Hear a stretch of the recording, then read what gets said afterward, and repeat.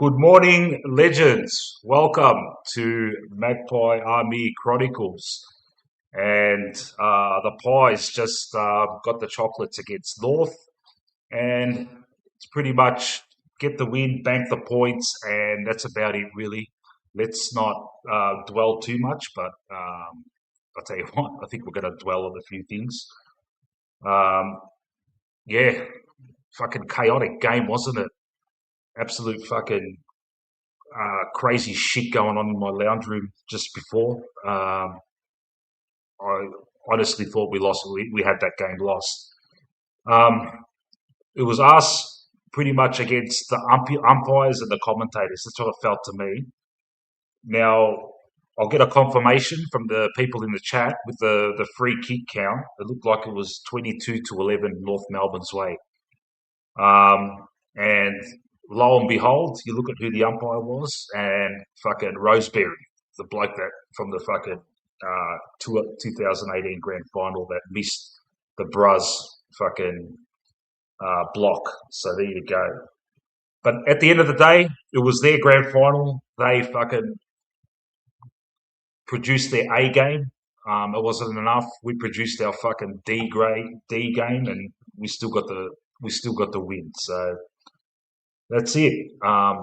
Kudos to Nick Daicos, man. Fucking last quarter for the ages.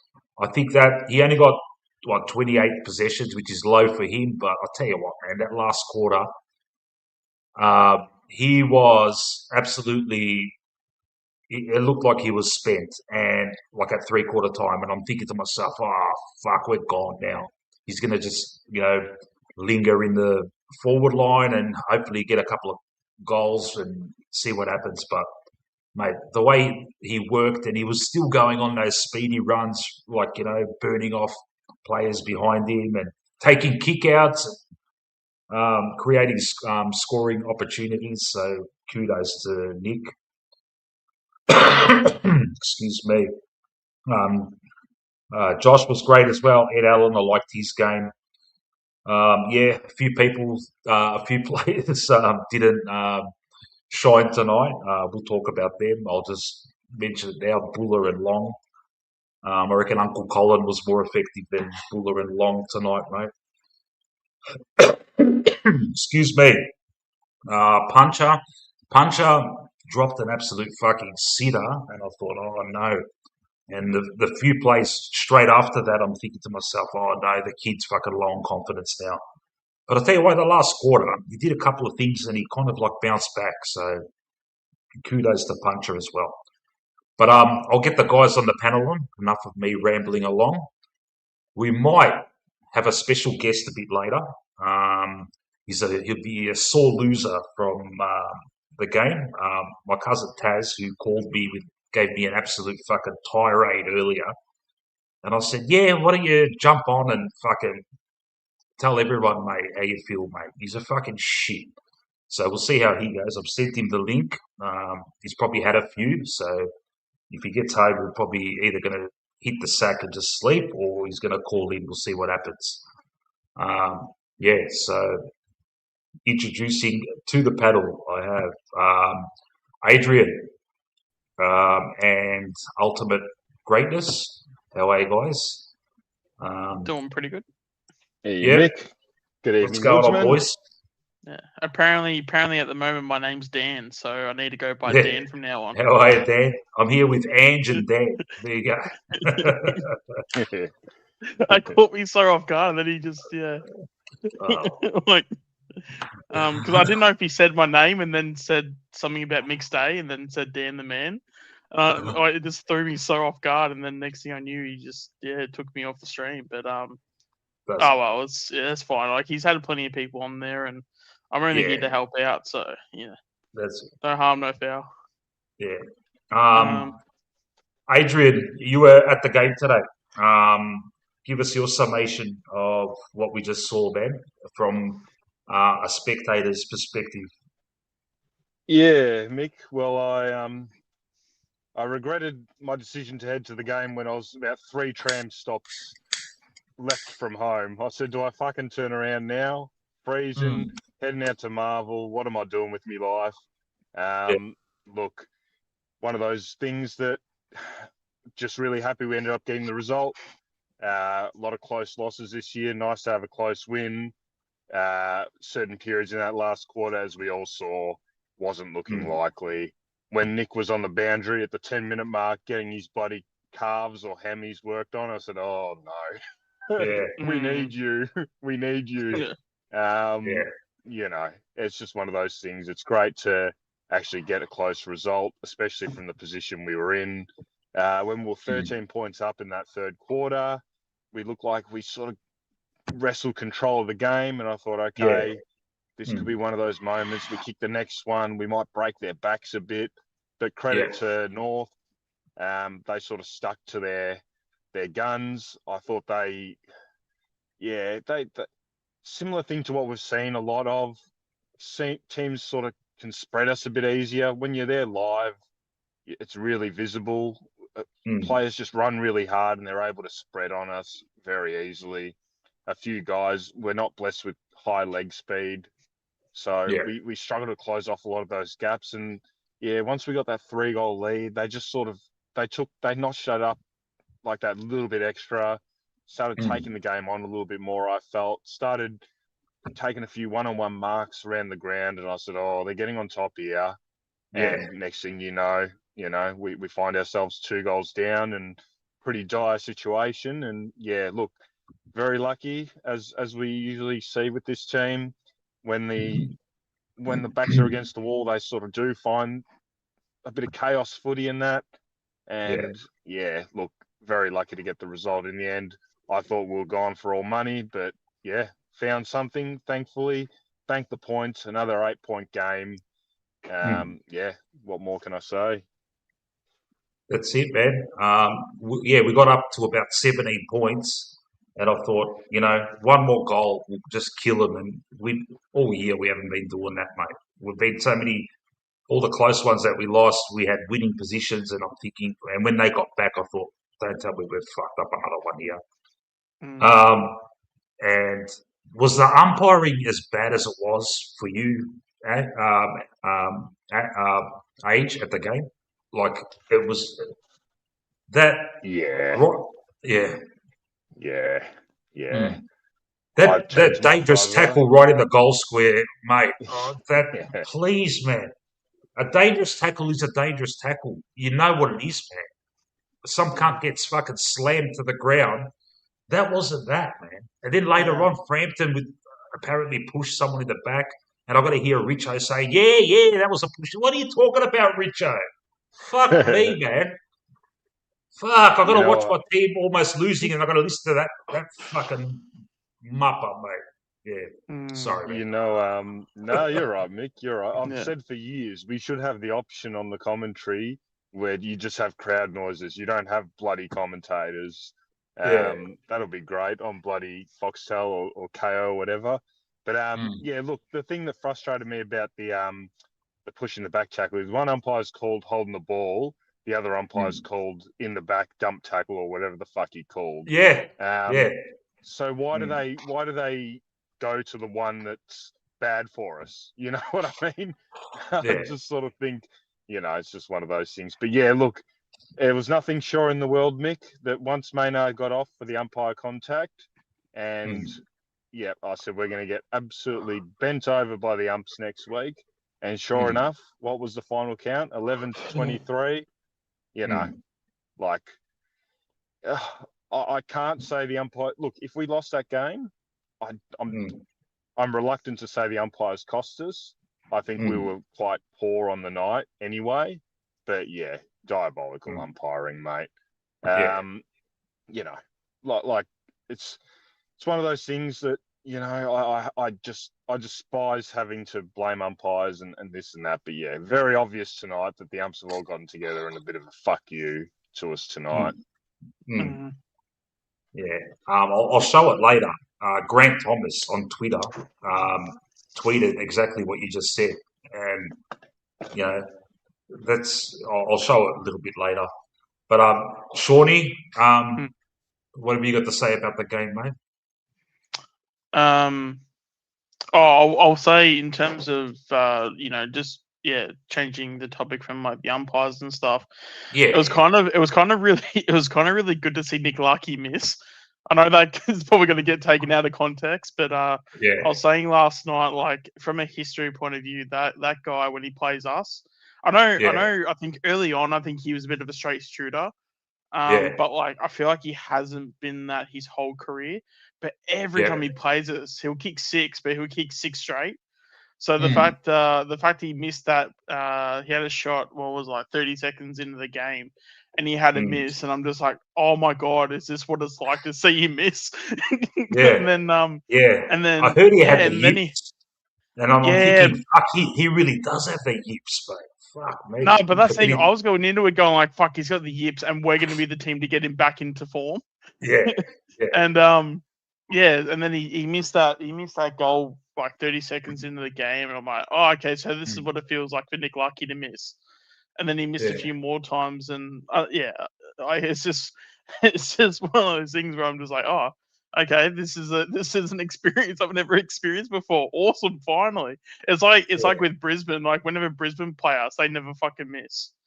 yeah, Or especially when like the Joe Danaher teams of like Brisbane. yeah, They kick mm, like 20 goals and fucking two yeah, behinds, and it's like, mm, guys, can you like fucking miss at some point? Like Jesus Christ!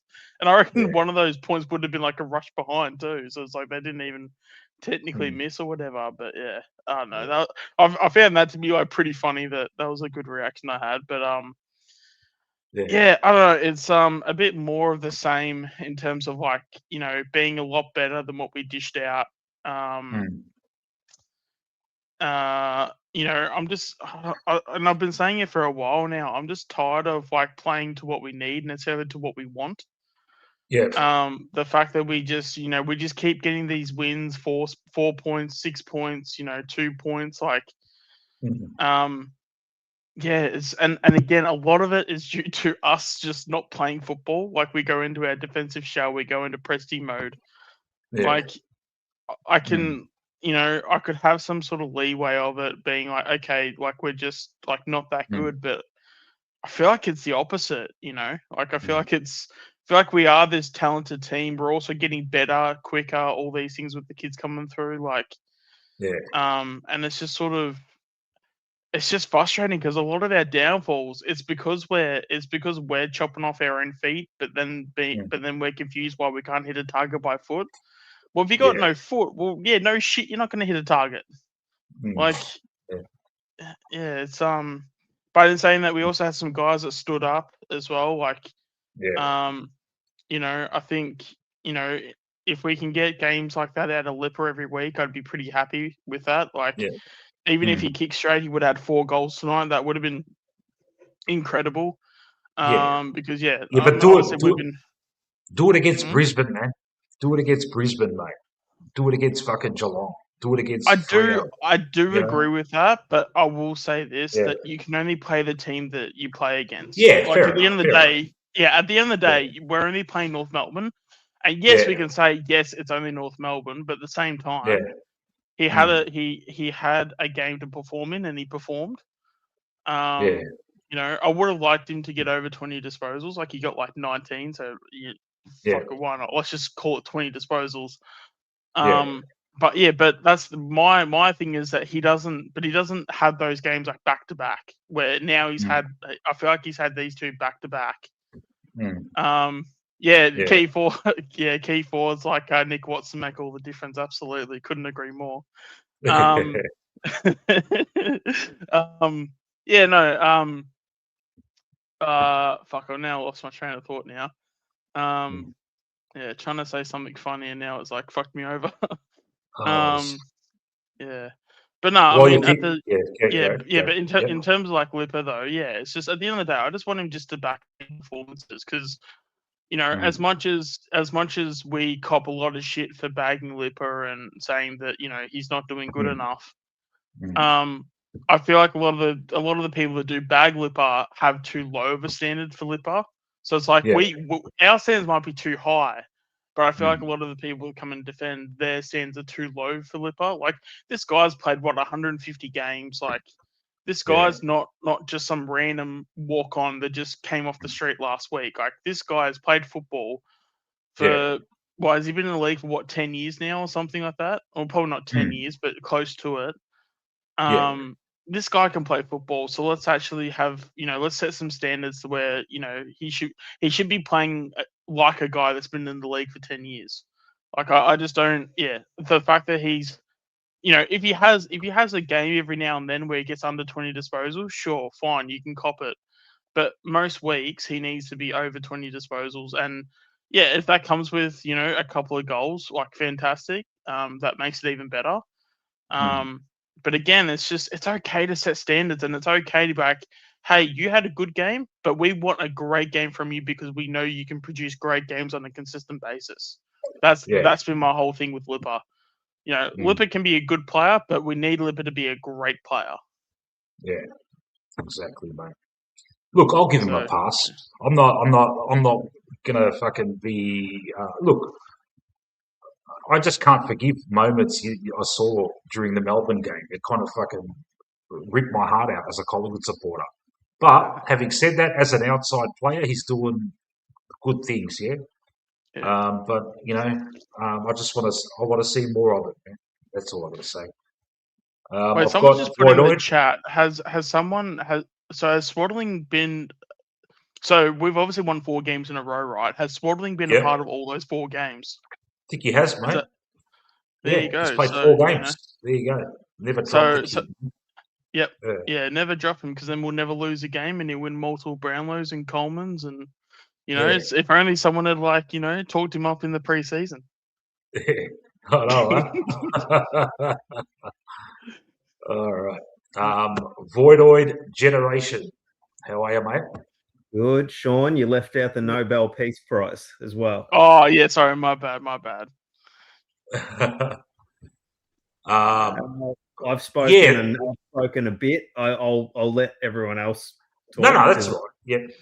I'll only cover much of the same ground, but it was like just the same guys. I think that we're getting a bit of consistency out of a pretty big group of players the last month. Yeah. Bembry, McStay, even Lipper. And who else? Oh, well, Swaddling. He only had the one kind of game where he didn't do a lot a couple of weeks ago, but he's been pretty consistent over his month in the game. And then you've got Ed, and I think we've just got a core group of players that are giving us the same each week. There's just a couple just around the edges who are maybe aren't, but that's probably why we're playing a lot more consistently. We're not dropping those close games now. It wasn't. It obviously it was a little underwhelming, but look, North played well tonight. Mate, they turned up, mate. They really turned up. Yep. And they did. As I said, like Void, you said earlier, you're not going to have much to talk about. Believe me, we might have a special guest a little bit later. You can talk about. But what? Hopefully he comes on. He's probably fucking shit faced. But now I forgot what I was going to say. I did. I just forgot what I was going to say. I'm just kidding, man. He's good value. No, that's what you say now. I just copped a tirade off him. Did you? About an hour ago, and he's just gone absolutely apeshit. And I'm like, you're talking to the wrong bloke, mate. I'm telling you that we played shit as well, mate. But you guys played your fucking grand final, mate. Yeah, but you can't win with someone like that. Even if you win, to be like, oh well, so you should have, and we still have the Gold Cup. Yeah. And all he was saying was worth 100 premierships. All he was saying was, who's the bloke you said was gonna kick ass? Fuller, he's fucking shit. Who's this Gus? He's fucking shit. Who's this, Swaddling? Didn't even fucking see him. And I'm like, hey, your team fucking lost, mate. That's all you should worry about, mate. he was picking on Ed Allen last night. What did he have to say about Ed? Yeah, that's the thing. Like, he'd probably never even heard of Ed Allen before the game. You know what? LDU tonight. I'm going to call him UDL because that was what I used to drink when I was in high school. Yeah. Well, LDU had 22 posies. Now I don't know what he fucking averages or anything. To me, he didn't seem that effective. And Allen, if he can, what did he get? 17, 18 posies. 17. Rick's comment, man. Where is it? Second from the bottom. Yeah. Taz's cup. There you go, mate.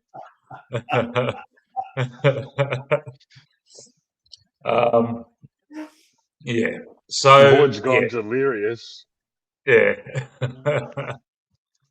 Yeah.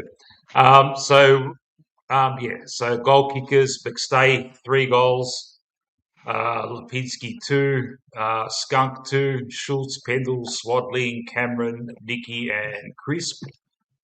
Who they got for our best?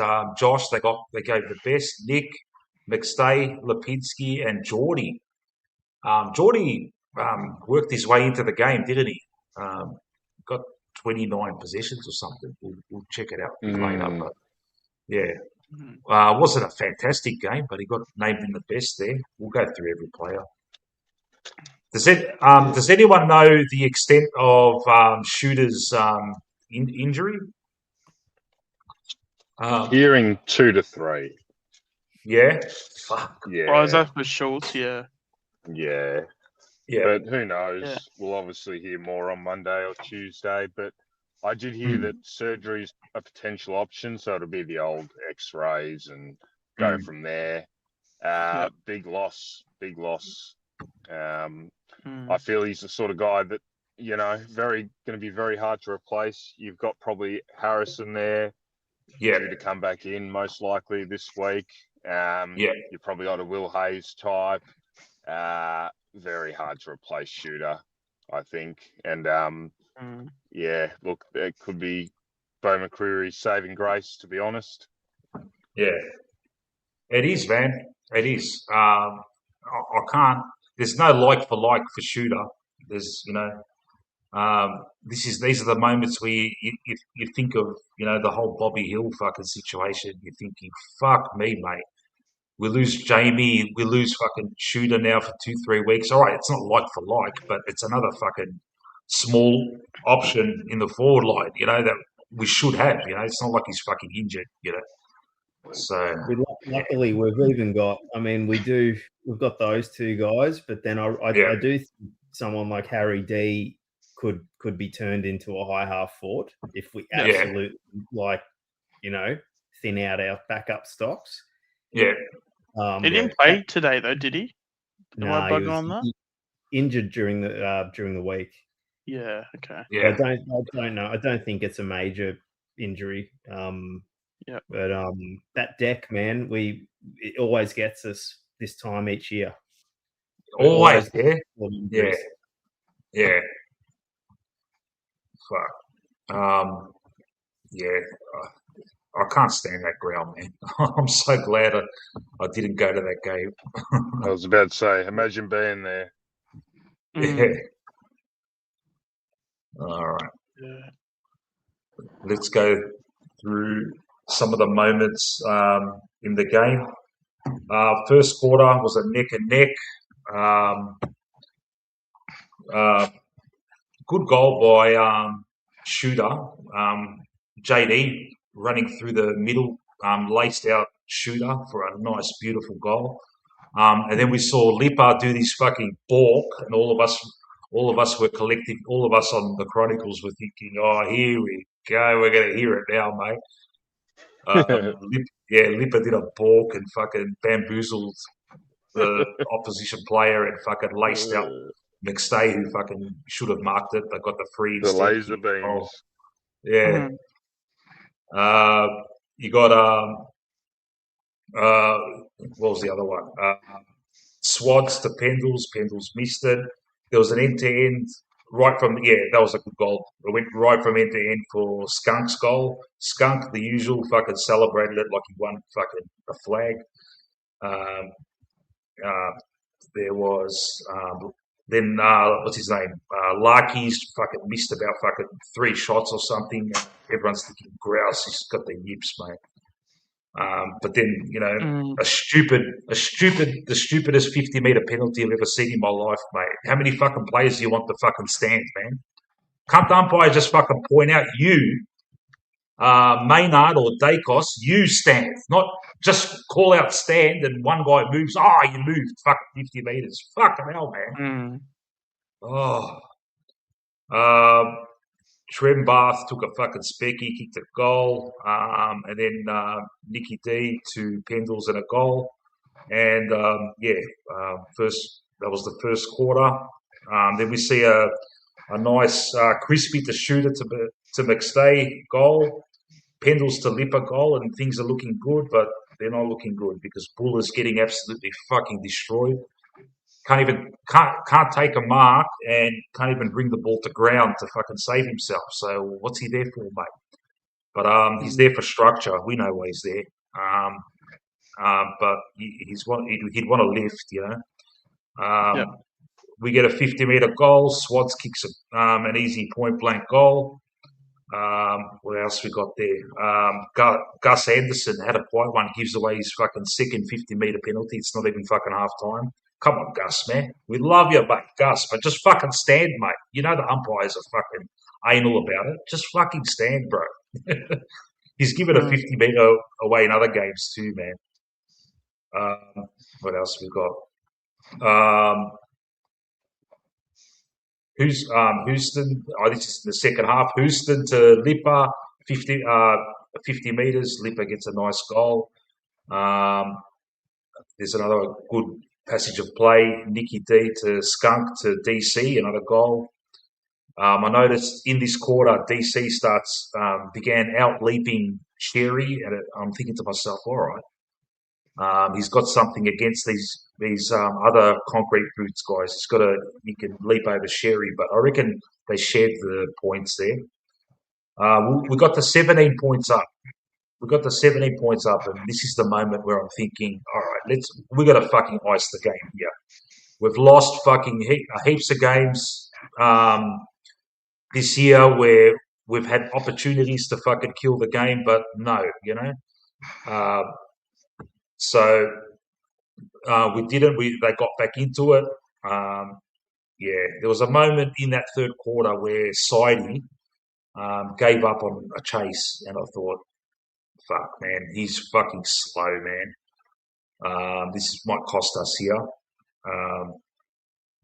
And then that latter part of that third quarter, it seemed like everything was going as shit, mate.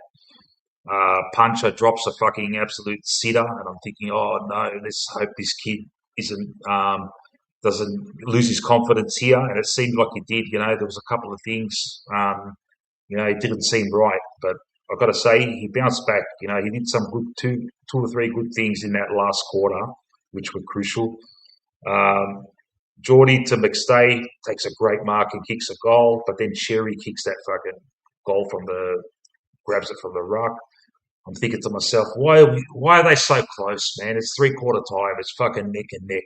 Fuck me dead. Can't we just belt a team? And then the last quarter comes and they start kicking away, and I'm thinking, what's going on? Curtis kicks a goal. And I'm thinking, we're fucking falling apart here. We're going to fucking capitulate. I gave up, man. Fuck it.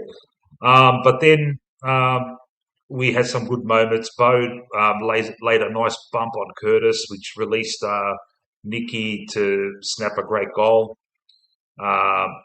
Lipper kicked a great goal, which probably should have been given a goal, but they said it was touched. And Crisp got a nice goal. And then it was like real fucking, the last few minutes was real fucking tense. A lot of fucking shit happened in that last 5 minutes, a lot of tense stuff. Long fucking in the clear, just fucking shanks it, turns it over. But then that play where Nick Daicos, hampered by what was it, a hammy or something, and just fucking went on this run and fucking found we found Skunk, and Skunk kicked the sealer, the marble specialist, and we got the chocolates, and here we are celebrating, and we're not really celebrating, but we got the 4 points, and that's all that matters. So yeah, that's pretty much what happened. What was you guys want to outline any moments that were special to for you guys? I mean, in terms of like swaddling and stuff, I know this might originally come off as a bad thing, but I feel like tonight was probably his worst game. So if that's his worst game out of the lot, it just shows like he's he's doing pretty well, because I would imagine he's still getting 50 to 55% game time. Yeah. So you can every stat he gets, you can basically put a ×2 on it. Yeah. And how many did he get? 14. That's he got 14. It's his fourth game. By 2, that's 28. So that's you'd be pretty happy if you got 28. Yeah. I don't know why I'm just blanking on the game right now. Actually, even that last 2 minutes, I was so fucking nervous and fucking tense. I can't even remember what happened. I know there was like 2 big tackles. I know Nicky tackled Sheasel, which impeded them from getting the ball forward, and that was like pivotal. Yeah. Can I raise something quickly? I didn't notice it myself. I was talking about Buller and Anthony's stream and the structure he gives us, even though I know he's not up to standard. But then Josh thought he was playing the Billy Frampton role from the 23 grand final on Comben tonight. So he was basically playing a defensive, because he's kept Comben to 3 disposals? And Comben's normally a bit of an interceptor, pretty damaging interceptor. So I know he looks kind of clumsy whenever he's trying to attack the football. He looks a bit lost. Yeah. But that would certainly take some of the criticism away. A little bit of it, at least, 100%. if that's what he was really doing. Yeah, because also as well, when it comes to Buller, hypothetically, let's just say Fly drops him, there's not really a direct replacement that you would swap him out for, because he does 2 jobs. He does the forward and he does the ruck.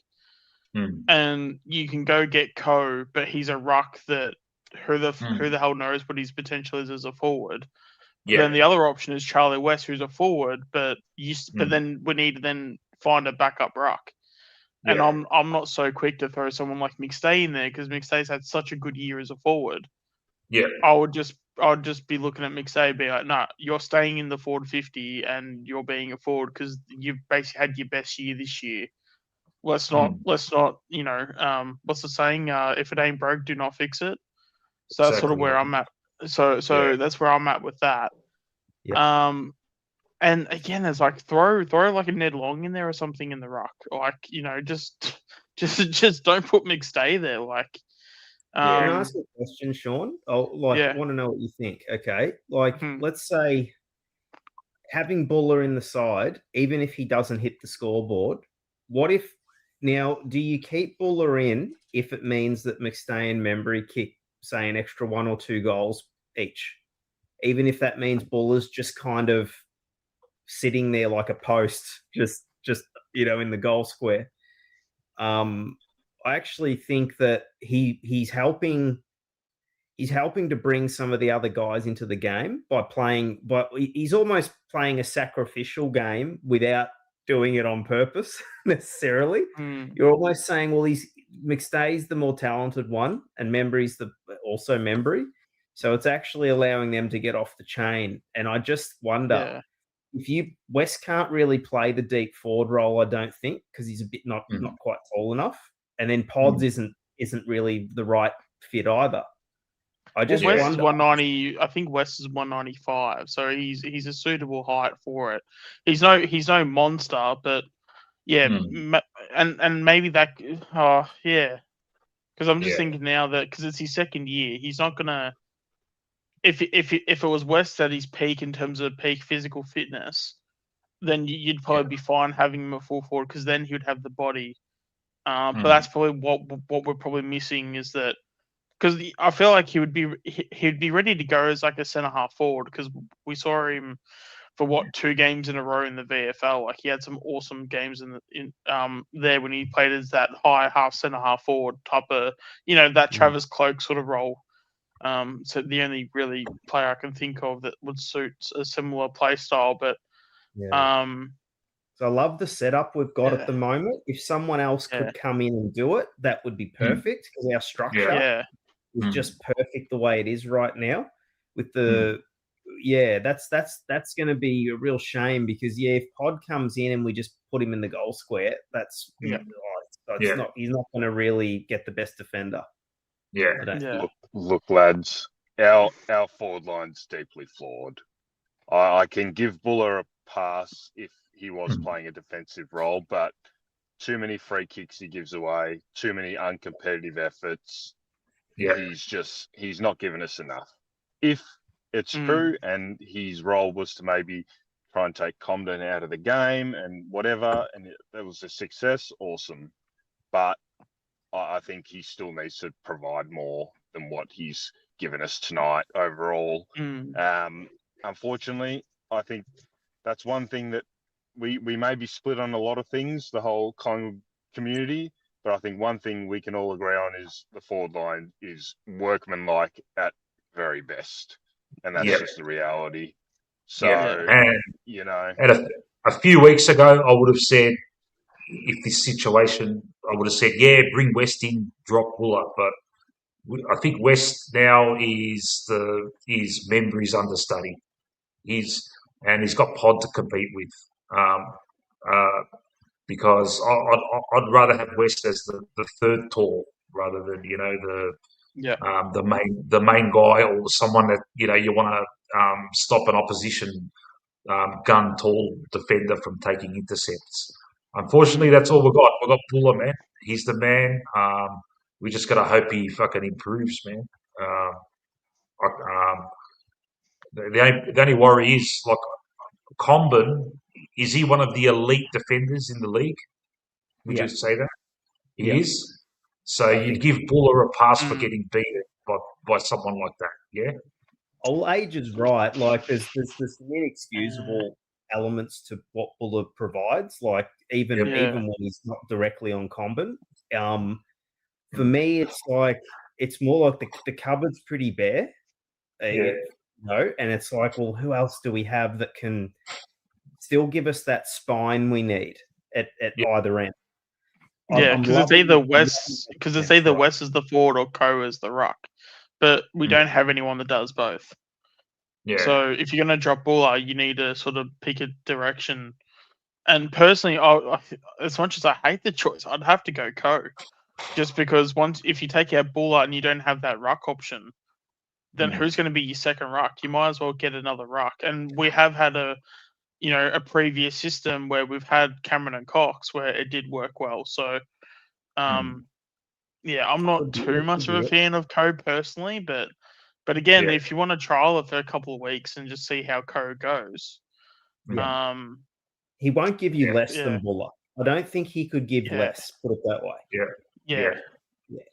And he did technically kick like 100 games at like a local level and stuff. So that's like saying much. But again, if he's got ball in hand, at least he's gonna he's gonna make the distance for a shot on goal and stuff. And it's just because sometimes with like rucks and stuff, sometimes like they can just be, depending on how uncoordinated they are. Some rucks can just be really uncoordinated, but they can just find a way to just kick goals. So they look ugly as hell doing it, but they find a way. Would you just say to him, just say, Co, just play out of the square and just bring it to ground? Yeah, and then anytime we need you as a ruck, we will call you. Well, so have him as a forward first, but then anytime Cameron needs a chop out, you then throw Co in there. I mean, that should be doable you don't have to be talented to do that. just to bring the ball to ground. Yeah. He might have better. He might also just have a bit better sort of footy sense than Buller's. Just a bit. He don't think he's really a natural footballer. Yeah. He's not sure what to do with himself. Yeah. He's just a plotter. Yeah. No real big strengths. You know. Even when he's sometimes out on a lead, he doesn't fucking trap it properly, mate. You know, it's kind of, mate, it's there for you, mate. Clunk it, man. Yeah. Yeah. But I don't see him getting dropped though. He's going to be there unless an injury happens to someone and we have to shuffle the magnets. He's there, mate. Yeah, there's no standout at least. Yeah. Like for him. Yeah. The shooter injury fucking worries me, man. Fuck. Because against Carlton in a fucking real tense sort of game, it's perfect for shooter, yeah? He'll kick that moment goal, yeah? Or that moment, he'll make that moment tackle that can fucking, turn it when it's a close one. Now he's not there for fucking 2 or 3 weeks. Yeah, but I mean, Harrison coming in still a pretty good swap though. Like it is, yeah. Like I'm not so I don't think that's a doomsday scenario when you've got Harrison as his replacement. Like that's pretty close enough. The only thing is, Shooter's got forward craft. Like he's, Harrison I know but Shooter, I know we complain about it. Oh, bomb long to Shooter, but Shooter can present as well. Yeah, he can go on a nice fucking like a full forward like lead. Yeah, like Jamie used to do. But that's when you have McStay and like a Tim Membry doing their job. If they're doing their job, then he's there at the crumb. We kind of like I feel like we don't even really have many like forward crummers. So then you can have Harrison as your forward crummer. You could even, depending on how I know it probably won't be like for next week, but if you've got Will Hayes playing well, then you've got another forward crummer in that aspect as another option. Yeah. So, because again, you've already got your key forward, so you don't like if you're using Schultz as your key forward, like why? Because we've already got McStay, we've got Buller, we've got Tim Membry. As much as Buller's not performing, but the structural integrity is there. Yeah. All I was getting at was, how Jamie Elliott was the perfect small forward. He could play like a full, like a tall and crumb. Shooter, I'm saying, was the closest thing we had to that, and he started probably playing that sort of role, not as effective as Jamie at his fucking, when Jamie was at his peak, but he was doing something, and the pressure he brought was just fucking elite. I feel like that's such a rare player to find, though. So it's like to get a like for like, it's like you might as well just like throw the idea out the window. It's probably going to be it'll be Pod then. Pod will be the like for Shooter, the closest. Yeah. Pod's a leading small forward. Yeah. And then you'd have Harvey being maybe your high half forward. Yeah. But then who comes out if there's two ins? So Shooter goes out. Who's the other one? Oh, I could think of a couple that might be in danger. But in terms of who would fly take out of the side is probably the question I'm trying to ask. Yeah. The selection's going to be intriguing because you're going to have to switch the magnets around. Because if IQ's fit, you put him into the back line. So that may free up Pezza to go into the midfield. And then you can maybe have Geordie, up forward. God, if I see Puncher admitted next week, I'm not going to be happy. Yeah.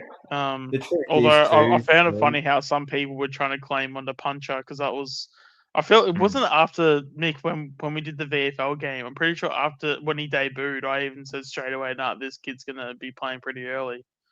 Yeah, pretty sure I said that. And I know there was a certain person that was claiming. They were claiming it at least in Anthony's chat tonight. So I found that funny.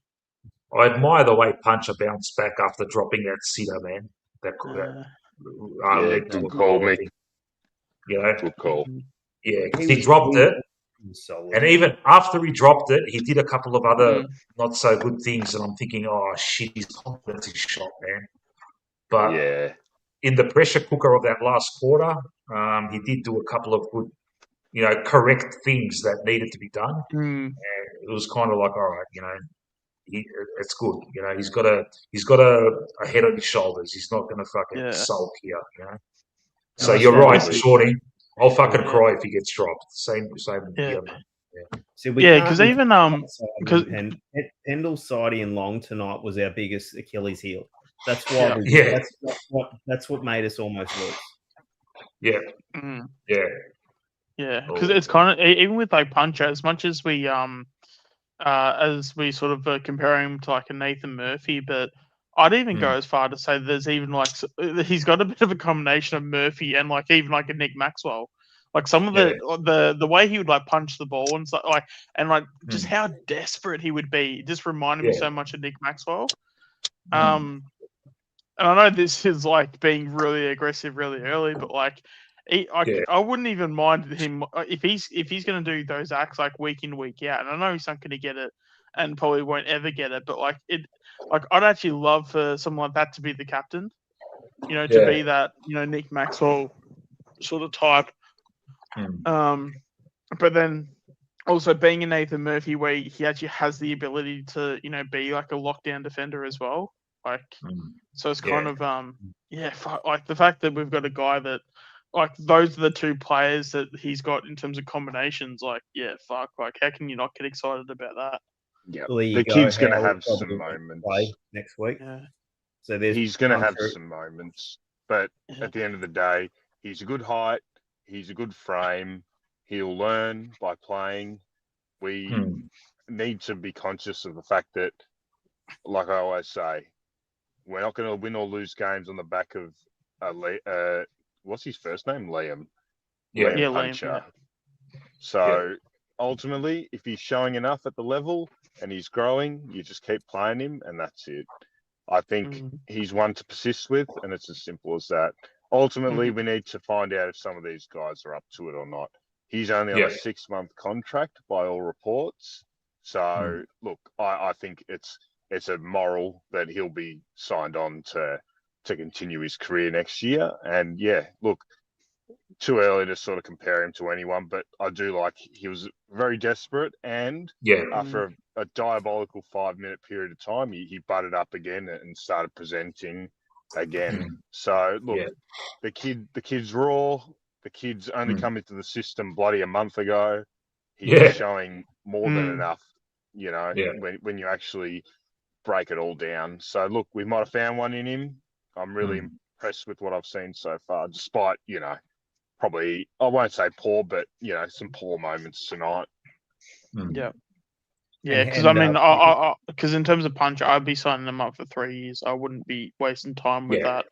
When you have a guy that's standing up that quickly, and it's also just a thing of, I think it's also more the job security. It would also put his mind at ease, knowing that, okay, mate, your future's here, your club's Collingwood. Sometimes, like, again, we, at least I talk about the mental and emotional aspect of, AFL as a whole. You sort of give the kid a 3-year contract, even if it's like 2 years and the third is like a trigger. Just give him some like job security and mate, we're backing you in. We know that you're our future. Let's just whatever we can do to put your mind at ease with that whole scenario of you thinking, damn, do they love me or not? Let's just nip that shit in the bud right now. It's the same with like Ed Allen. Like I would even be like, hey, like Ed Allen needs at least a 3-year contract, or you could space it out and do 5 years, whatever he would rather. Like that's sort of where we should go. I mean, the fact we haven't even given him a contract offer is crazy. If that is true, again, it's like just trying to treat these players, if they're performing and they're doing the things that we need them to do, like reward them. Like, like with Puncher, like we need to give that guy 3 years. And as I said, whether if it's 2 years with a trigger for a third year or just straight up 3 years, like we need to give them job security. So, and it's a sign of good faith. It's a sign of we rate you so highly. Here you go. Here's his contract offer. And then when they get that, like it's such a that love and appreciation. It then follows into their football as well. So that love and appreciation. That's why like Puncher's probably diving for these things, because he's doing it in a weird way. He's doing it out of love for the club. Like similar to what Maxwell would do, where he would literally dive into oncoming traffic and would risk his life, but because he would bleed for the club, like, yeah. And Howie's probably going to miss next week, so then that takes care of that dilemma of like how IQ gets back in. Yeah. Now, why is that the consensus? I noticed that in the chat. Why is Howie going to miss next week? I think he was iced up at the end of the game. Okay. And all right. I mean, it's an 8-day break. That's what I'm thinking. Yeah. I mean, I did hear he had an injury concern towards the end.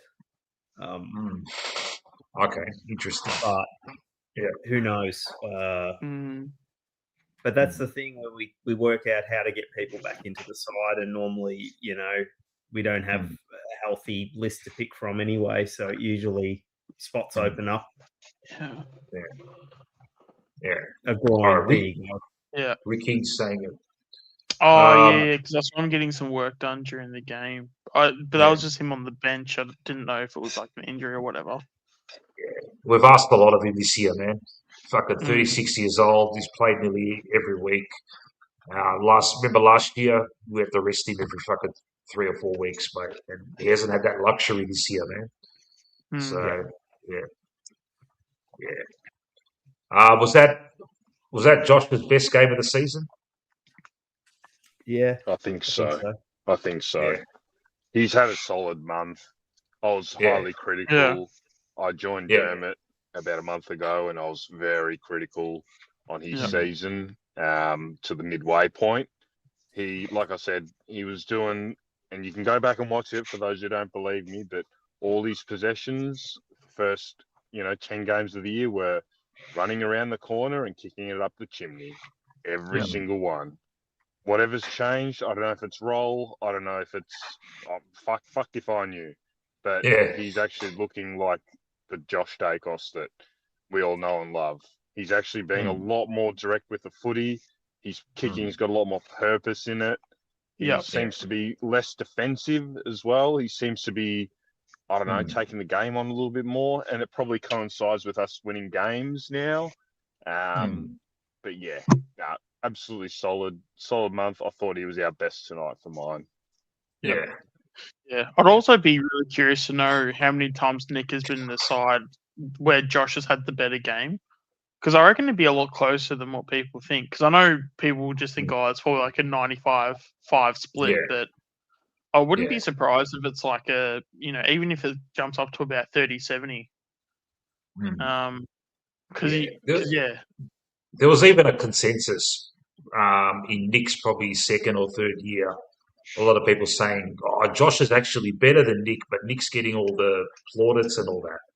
And we know that's not true. Josh could never do what Nick does. But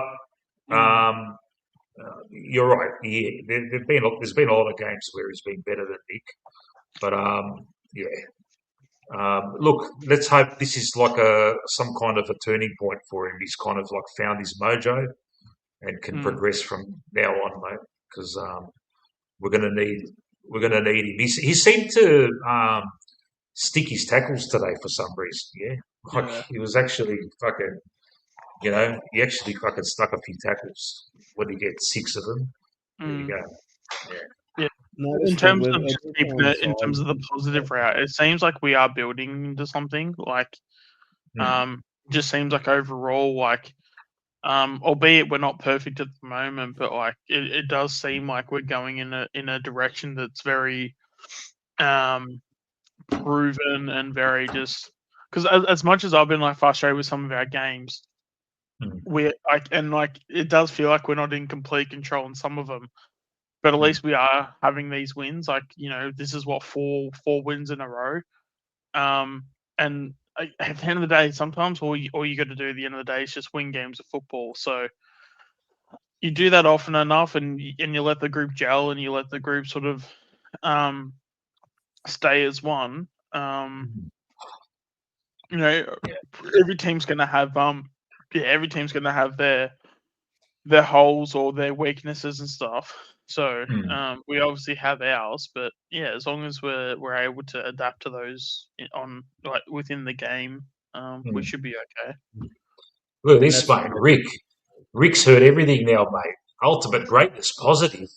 I might have cured my depression. Who the fuck would have saw that coming? What's the commonality among what we've all been basically saying, and Age said it before? We say the last month, Josh better the last month, this guy better and that's because the team in general, we've seen a shift in the last month, and it was so gradual. We probably didn't see the overall effect, notice it until the Melbourne game. It started to creep in the second half of the Bulldogs game, and just looking back on it, we're playing better football, we're moving the ball better, and now everybody's form's kind of lifting. And I even though we've had 1 goal losses earlier in the year, I just feel now we are. It felt like things were slipping through our fingers and we were chasing, and now it feels like they're more like the close wins we were having in years gone by. Yeah, maybe I'm calling it too early, but there's a subtlety in the shift, and 4 in a row is nothing to be sneezed at, considering like how we started this year. Yeah. Less fucking around with the footy. That's what I've noticed the last month. It's just a little bit more direct. It's not back to 23 in terms of like just the absolute chaos run and gun game. However, ball in hand, I've noticed a lot more risk taking, and the usage of the forward handball, which is pretty much the way the style of the game's been played. We've seen a shift, and like I said, the coach, I believe he's stubborn. However, I do think he's noticed that what we were doing is just fucking getting us nowhere. And this is the thing. I remember the Geelong game. I watched it on replay. Wasn't there live, but it was diabolical what we dished up that night. I reckon that might have been the fork in the road moment a little bit, where he said, this is just junk. And whatever the subtle change has been, it's definitely working. Lesser opponents, yes. North of nothing to be sneezed at tonight at Marvel. It's obviously we just scraped over the line, but in terms of the style of play, a lot better and very different to what we saw at the start of the year. So, we had to see something change, and this is why I was highly critical up until the midpoint of the year, because we were just seeing the stubbornness of not adapting to what the sort of trends are going. And, you can do that to a certain point and hope that it's going to turn and you're going to get in control of games and you're going to, you got enough quality on the park and that. But the shift in the game plan, whatever it's been, is making a massive difference, especially with our scoring. That's the major thing. The scoring's just gone up. That's your best, that's your best yardstick for improvement. Yeah. All right. Geordie, 29 posies. I'm surprised he got that much. He started off pretty slow. Got more involved. But Geordie's having a good year. That's all we can say, man.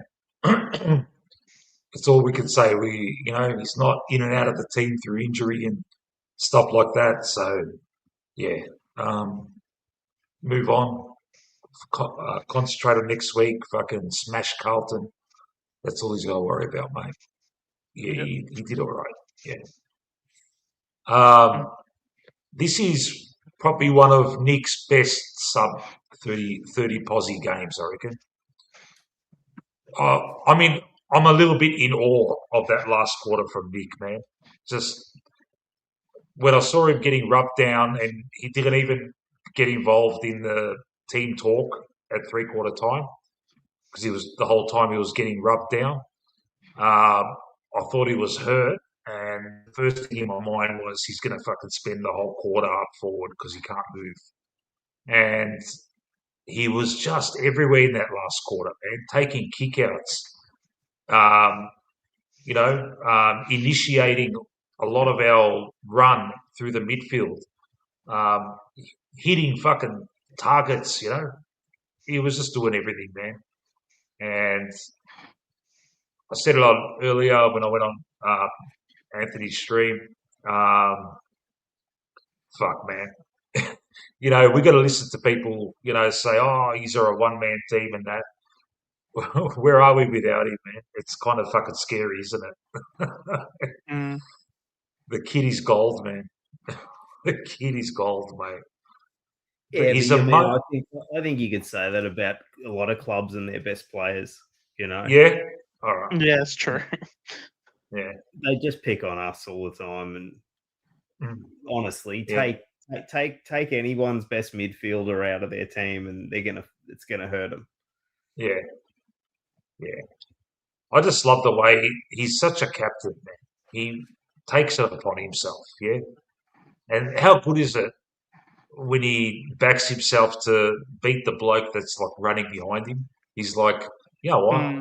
I'm taking a bounce here because this guy can't catch me, yeah? And I feel like he's only done that recently too. Because there was times early in the season, it looked like he'd lost his jets. Yeah. And was it last week? He had a really good play down the wing. Yeah. Yeah. When I saw that, I'm like, oh shit, he's got his jets back.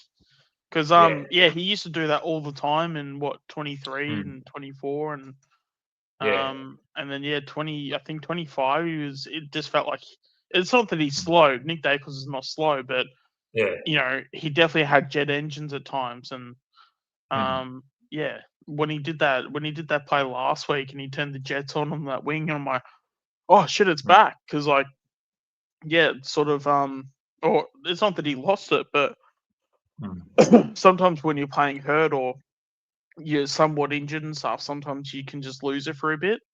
And then when you're fully fit, that's when the jets can come back. So it's like, when he did it, because he was sort of felt like he was kind of struggling for a few weeks at one point, this season, and where he did sort of look not slow but slower compared to his standards. And then once he then got back to his best by turning the jets off and say, oh, okay, damn, okay, now he's not.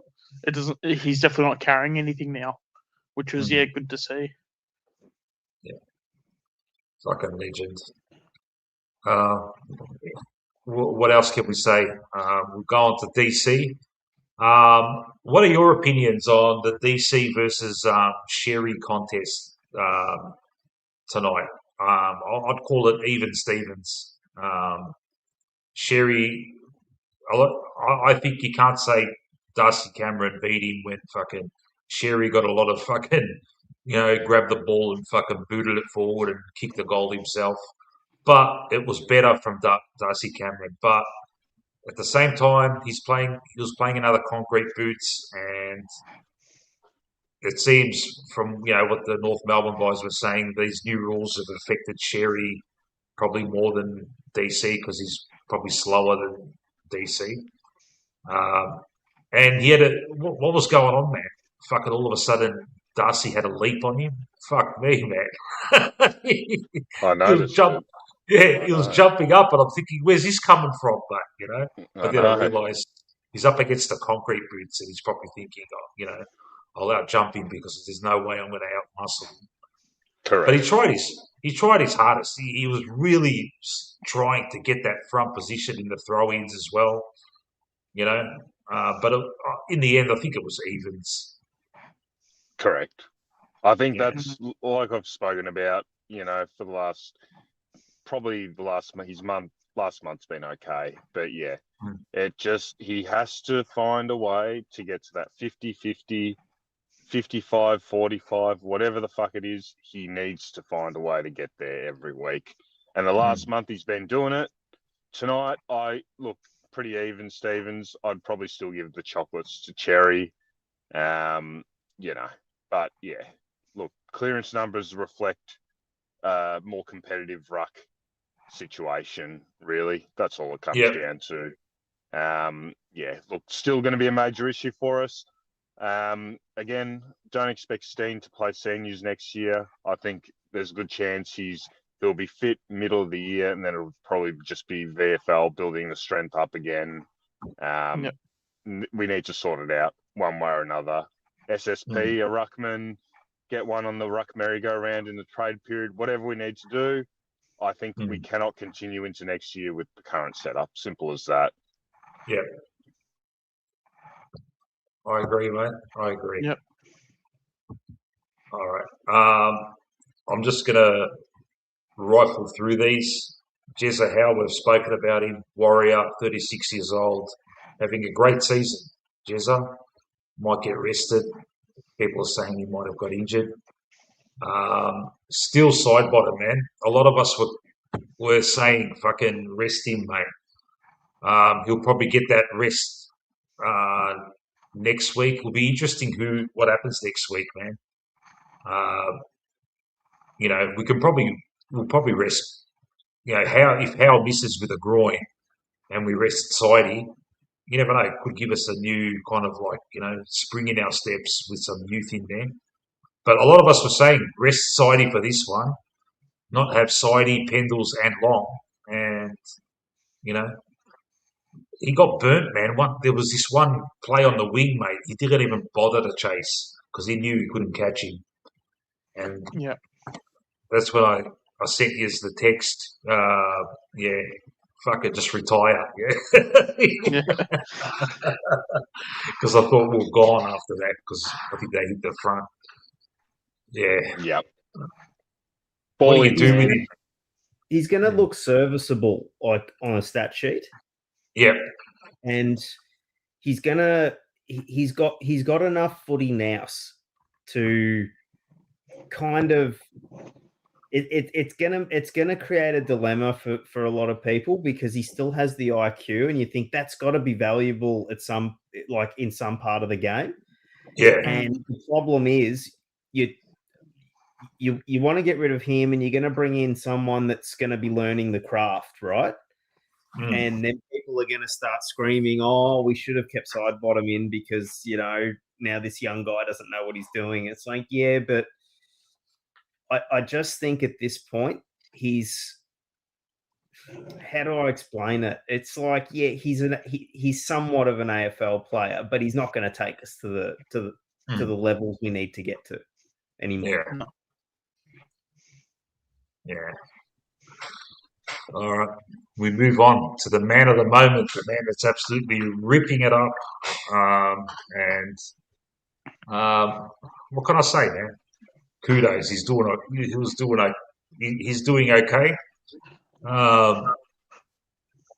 What do you say, man? Fuck, Lipinski. Fuck.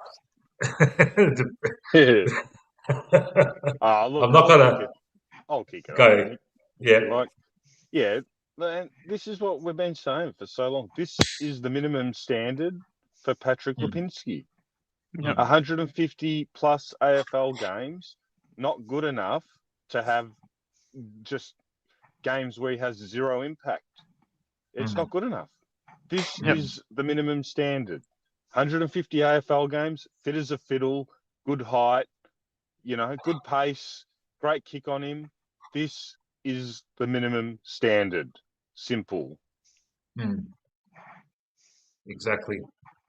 And that's just the way it is. All right, what's Paul saying about Sidey? Sidey looks good on telly. You don't see players streaming past him. Then if we turn it over, he's suddenly free on the rebound because he's 20 metres behind, which becomes 20 metres. Yeah, and we were backstage during I was with Lucas and Mello and Chris. I was getting frustrated because he was turning it over a lot. Then he kicked it out on the full. Yeah. His disposal efficiency was shocking, and he's only kicking at 20 meters. Yeah. Disposal efficiency should be like 100% if you're kicking 20 meters. Yeah. Yeah. Yeah. Do they? Yeah. He's definitely due to get managed. It's just when it's a real tricky fixture here. When do we we're going to have to, which of the oldies are going to back up after 5 days, if we play them, So someone's got to fucking be rested this week and then the week after. It's weird. It's a weird. I'm not sure how many other clubs go through this, man. I don't know, maybe I focus too much on Collingwood. I don't see many other clubs where they've got this conundrum where they've got this handful of, oldies where they have to kind of put them in cotton wool every fucking now and then, Yeah, but that's also when you sort of need to, in a way, I guess, was it, last year when we got those 14 wins, and obviously for one, don't fucking say that, we've qualified for finals and stuff. That was just dumb, and it's probably why the PR people have sort of taken over the press conferences, because I feel like some of the words that Fly now says, it's not even out of his own mouth, it's out of the PR department's mouth. Because of situations like that,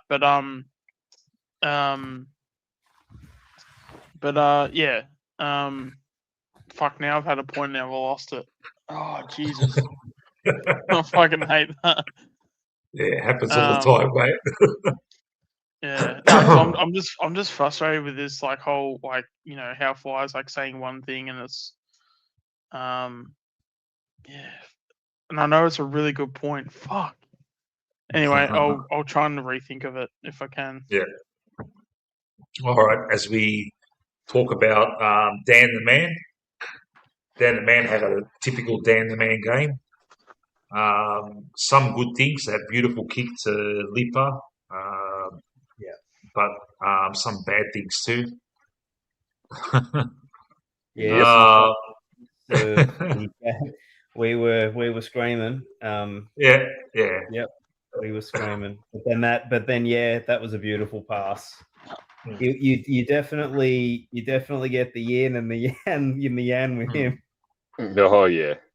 No middle ground with Dan Houston, I've noticed. Did I miss something in the dying minutes? Did he do something crucial for us? Did he lay a strong tackle or something? I don't know. Maybe I saw it in a chat somewhere. I don't know. I missed it. Yeah. Also stressed. I fucking can't remember. Yeah. The other thing as well, when it comes to Dan Houston, I mentioned it tonight. What is the difference between Dan Houston and AJ? Because I can't seem to find a difference in terms of their intent when it comes to football. So I feel like he's literally in the same box as AJ. Yes, Houston's a lot more talented and he's putting more performances out there, but I just in terms of his effort and wanting to be the best footballer he can be. I feel like he's not that far off from being like an AJ type. Just a lot of ability, and he can obviously take a lot of good kicks, out in the field, and he can make some good plays, and that's probably the difference between him and AJ. But some of the efforts he can put on the field, it's just really just, for us as passionate supporters, it's just so hard to watch because you just don't want to. I guess at the end of the day, you just sort of want your players to just give effort, and some of the effort that he gives on the field at times just is really even that shot he had. I want to say it was third quarter, and he was trying to run to goal to kick it from 50 meters out or however long it was. That was the most physical set shot I've ever seen in my life. And I'm pretty sure at that point, the scores were pretty close. Surely you'd be up and about, ready for the moment. But he just seems so just Oh yeah, okay, I'm all not right. I sure. guess this Yeah. is my job, so I guess I'll kick it towards the goals. Mm. Like, Yeah. surely we've got to like have a bit more intent and like wanting to take on the moment. Even be fucking like just get excited. Because the other thing that I was even thinking about tonight too was that for those that don't know, when Houston was at Port, that cunt could not keep out of the fucking tribunal every week. Yeah. Because he was fucking knocking cunts out, or he was hitting Yeah. cunts with the hip and shoulder. Where the fuck was that then, Houston? Can we get that one instead? Yeah. He's probably that could be an aspect. He's probably thinking, I've got such a fucking shit record at the tribunal. I can't go in hard. Now everyone thinks I'm a fucking softie, but I don't want to get fucking rubbed out. Yeah, but But like Port, it just you seemed can like he was find a rubbed way. out like a couple Yeah. times in the year. And Yeah. because I know when he came to us, he couldn't play the first game of that in his first year because he's fucking robbed. He's rubbed out for taking out Isaac Rankin in a showdown game. Yeah. Because he hip and shouldered Isaac Rankin and he's out for like 6 weeks. Yeah. When there was like when it was 5 weeks ago in the season. He Like, got where the hell was rubbed. that guy? Then he got rubbed out against Carlton. Yeah. Yeah. Against Carlton, I can't remember what he did, but yeah. He got a Carlton. Carlton was bending over and he glanced him head high, bumped him. Oh, okay. Yeah. And the bloke's highs are high, his lows are low. That's why he's such a divisive footballer, because you look at his highlights reel of any given game and it's fantastic. The highs are awesome. The long kicks, a few pinpoint passes, that sort of stuff. Long handballs, he seems to be a decent long handballer. Things like that are awesome for a highlights reel, but the low points are really low. And that's why he's so just divisive, because there's no middle ground with him. Very rarely does he just play a random solid game. It's usually full of great highlights and then a few lowlights in it. I will say that with his kicking, he's kicked 2 goals 9 for the year. For a guy that's that good a kick, I saw that. To have a return of 2 goals 9 is just so frustrating. He's got no. You can tell when he went for that set shot, he absolutely got no confidence anymore. He forgot. And when he runs past players for the handball, I don't give it to him.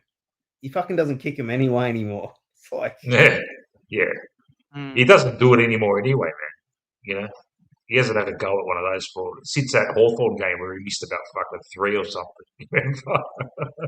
I can't. Was it the Hawthorn game or I can't remember? Yeah. Well, we only registered 3 behinds that game, and he kicked 2 of them. Yeah, there you go. I can't tell with him if it's. I'd love to know if it's a confidence thing or if it's a nonchalance thing. I think it's the latter. I think it's more mental, and I think it's him and his demeanor. I seriously think it's like an AJ thing where it's more. It's like the way he like conducts himself. Like he just seems way too like timid and just like laid back. Like I don't know, I'm probably gonna butcher this, but like a laid back sort of surfer dude, kind of similar to like Bo.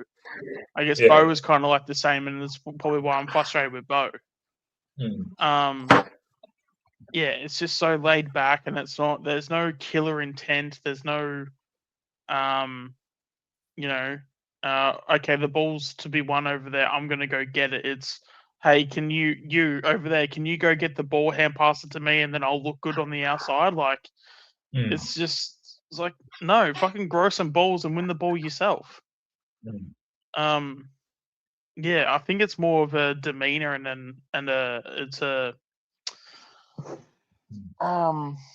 every time we cop those fucking shit goals, where some fucking bastard gets, there's there's a chain of handballs right through our defence. He seems to be the one fucking, always just not there, to stop it, Yeah, he will. I just worry, like, I mean, not that we've even want to entertain finals like yet, but like in a finals match, he could have easily have 3 or 4 moments that really hurt us. Yeah.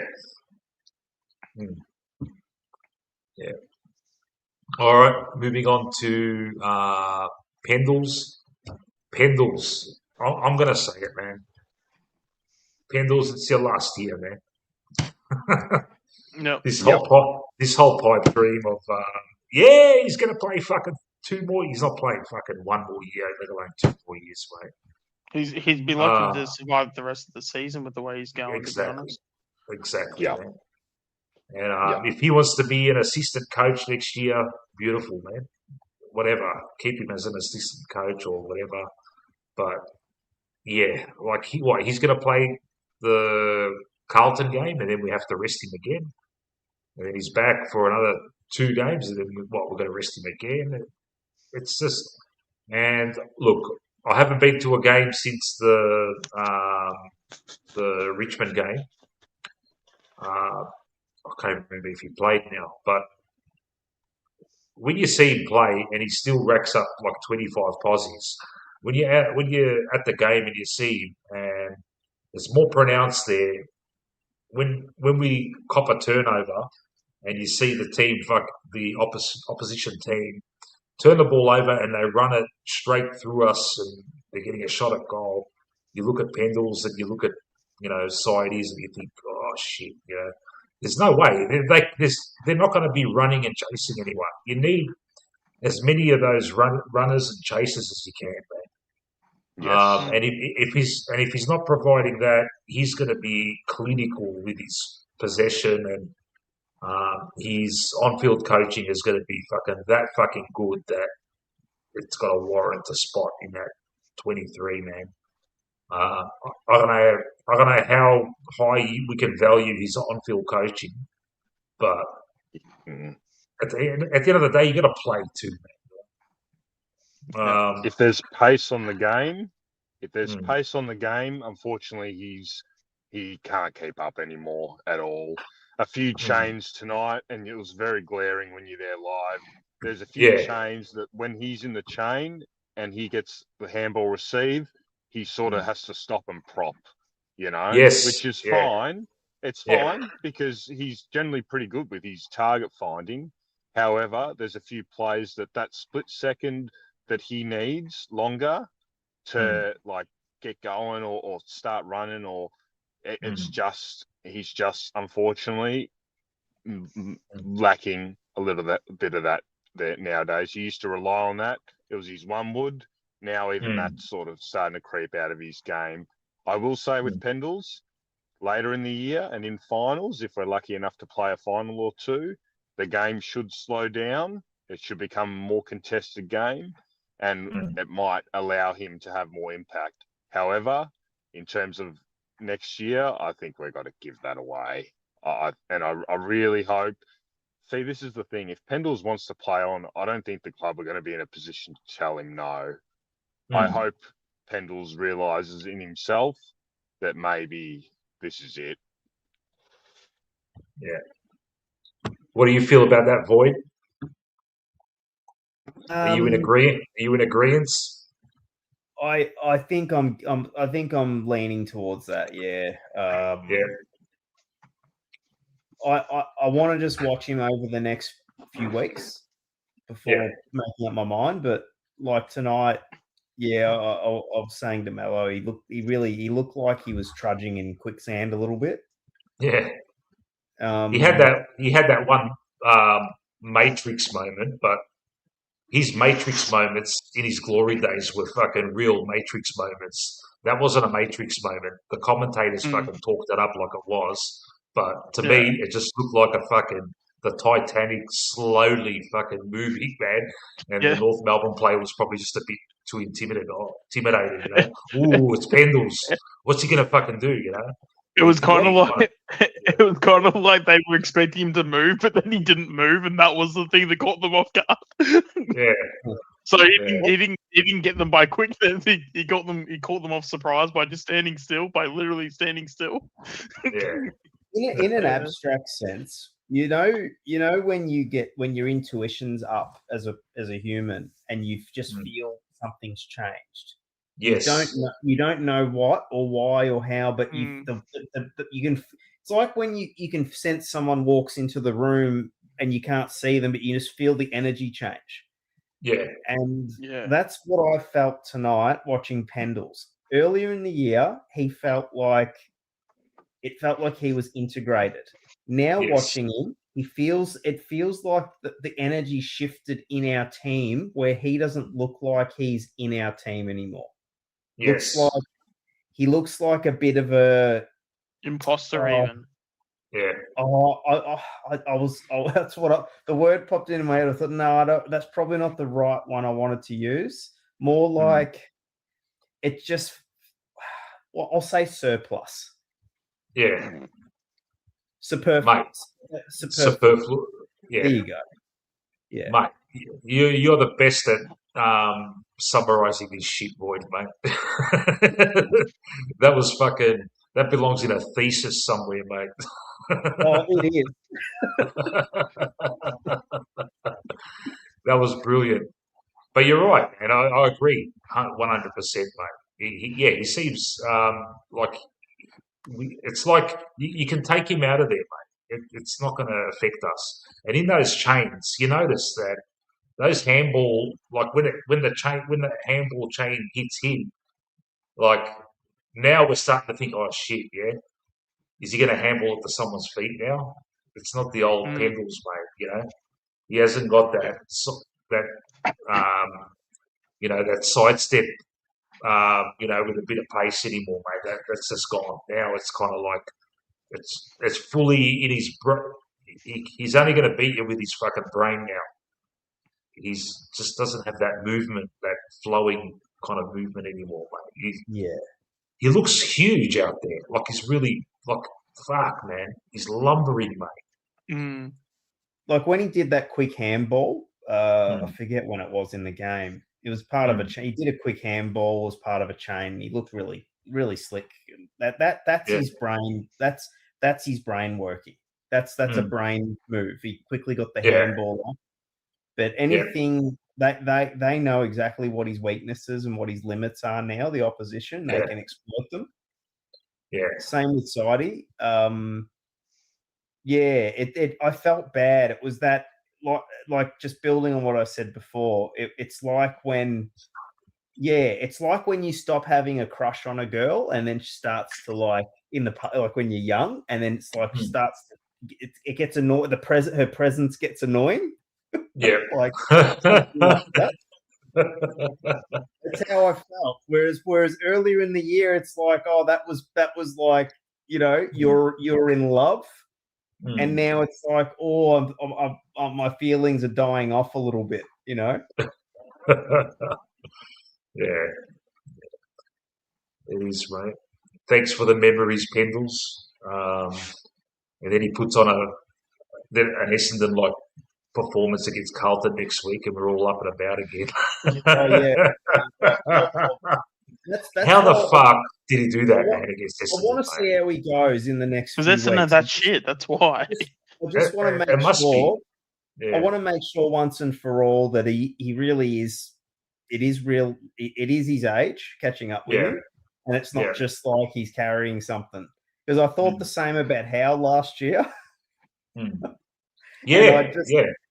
And I thought the same about Sidey about three different times in 2021, and I've said Sidey's finished at least 3 times, but this time I actually think he is. Yeah. But then you said that 3 years as well. So, oh no, he's definitely retiring this time. Now look, all of us are saying Howie, no brainer next year. All it takes is one more fucking injury where it's another 4-weeker. And then it's all of a sudden it's like, here we go again. Yeah. We also didn't have these new young, like now that you got Swadling and Allen and these other guys coming in, we're not, it's, the baton's been passed, I think. Yeah. That's why we're feeling different now, because the midfield suddenly looks different. It doesn't like when he went into the midfield tonight, I just thought, oh, what are you doing in there? It belongs to these other guys now. Yeah. All right. Pezza was Pezza. I don't have to talk too much about it. He's Pezza. We love him. No one who supports any other team knows who he is, but we fucking know, mate. Yeah, he's all right. He's got all right. If anyone wants to talk about him, I'm going to move on to the tale of two very similar players. Yeah, the Long Allen fucking sliding doors moment that is happening before our eyes. Yeah. Both very similar heights, similar playing position. One absolutely wowed us last year, where he was being mentioned as, could be like a creeper. At the same time, last year, the other one was languishing in the reserves. And now they are kind of like ships meeting in the night, kind of like passing each other. One has kind of surpassed the other, and we are seeing every week the differences between them. Yeah, Alan, as we say it all the time. He's growing every week. He just grew again tonight. Did a job on LDU. I like this tackle work today. 11 tackles. There you go. 11 tackles. That's got to be up there with probably a PB. I don't know who follows that shit, mate. Is that a PB for Ed Allen? Chronicles GBT. For Ed Allen, I'm sure, because I know Long. That was Long's game for a bit of last year, where he would get a ton of tackles. He showed us last week. He can lace out players too. Wasn't so prevalent in that aspect last night, but we're seeing things, and we're starting to have these visions of Allen now as kind of like a hybrid creeper, fucking Bontempelli. We're probably asking for too much there. But well, I mean, we were saying the same thing about Ned Long last year. Yeah, Ned Long. Whereas the narrative for Ned Long is a little bit different, mate. We all Ned Long was going to have the bigger potential. If he could get it together. Yeah. I mean, that's the thing. At the end of the day, Ed was a first round, or on the edge of a first round pick. Yes. Yeah. And I know if you look at the stats right now, they look like almost not much different, aside from the meters gained and the tackles. Yeah. But yeah, Ed has this. I would go so far as to say he's got a bit of X factor, just in the way he moves and the little things that he does. Yeah, there was a moment where he got a kick in the back. Someone kicked it to him in the back line, and he went on a bit of a run, took a bounce, and it was just great to see. He's like he just moves so well when he's running on top of the grass. He's got the height and he's got the speed too, which is kind of like one of those rare weapons, man. Speed and height, and size, Yeah. Did you see what he did when he tackled a guy, and after he got pinged, he actually shoved him into the ground when he was laying on the ground? Yeah. It's a sign that I belong now. I am pissed off that, and I really want to fucking win. I belong now. I'm in this fucking midfield with fucking Nicky D, mate. It's me and him now. Batman and Robin, mate. And he belongs, man. He belongs. He's fucking first selected now, And he's gone from being in and out of the team at the start of the year to, one of the first selected. Can't argue with that, mate. Whereas Ned Long, Nick Swadling, Lockie Neal, and Ed Allen. Yeah, next year. At the very least. Yeah. I think, yeah. Ned Long showing.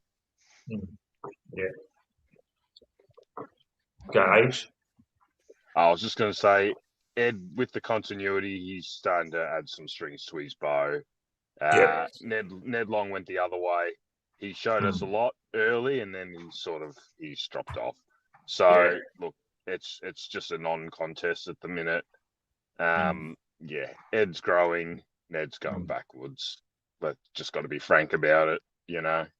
Yeah, it's hello Ed, see you Ned, mate.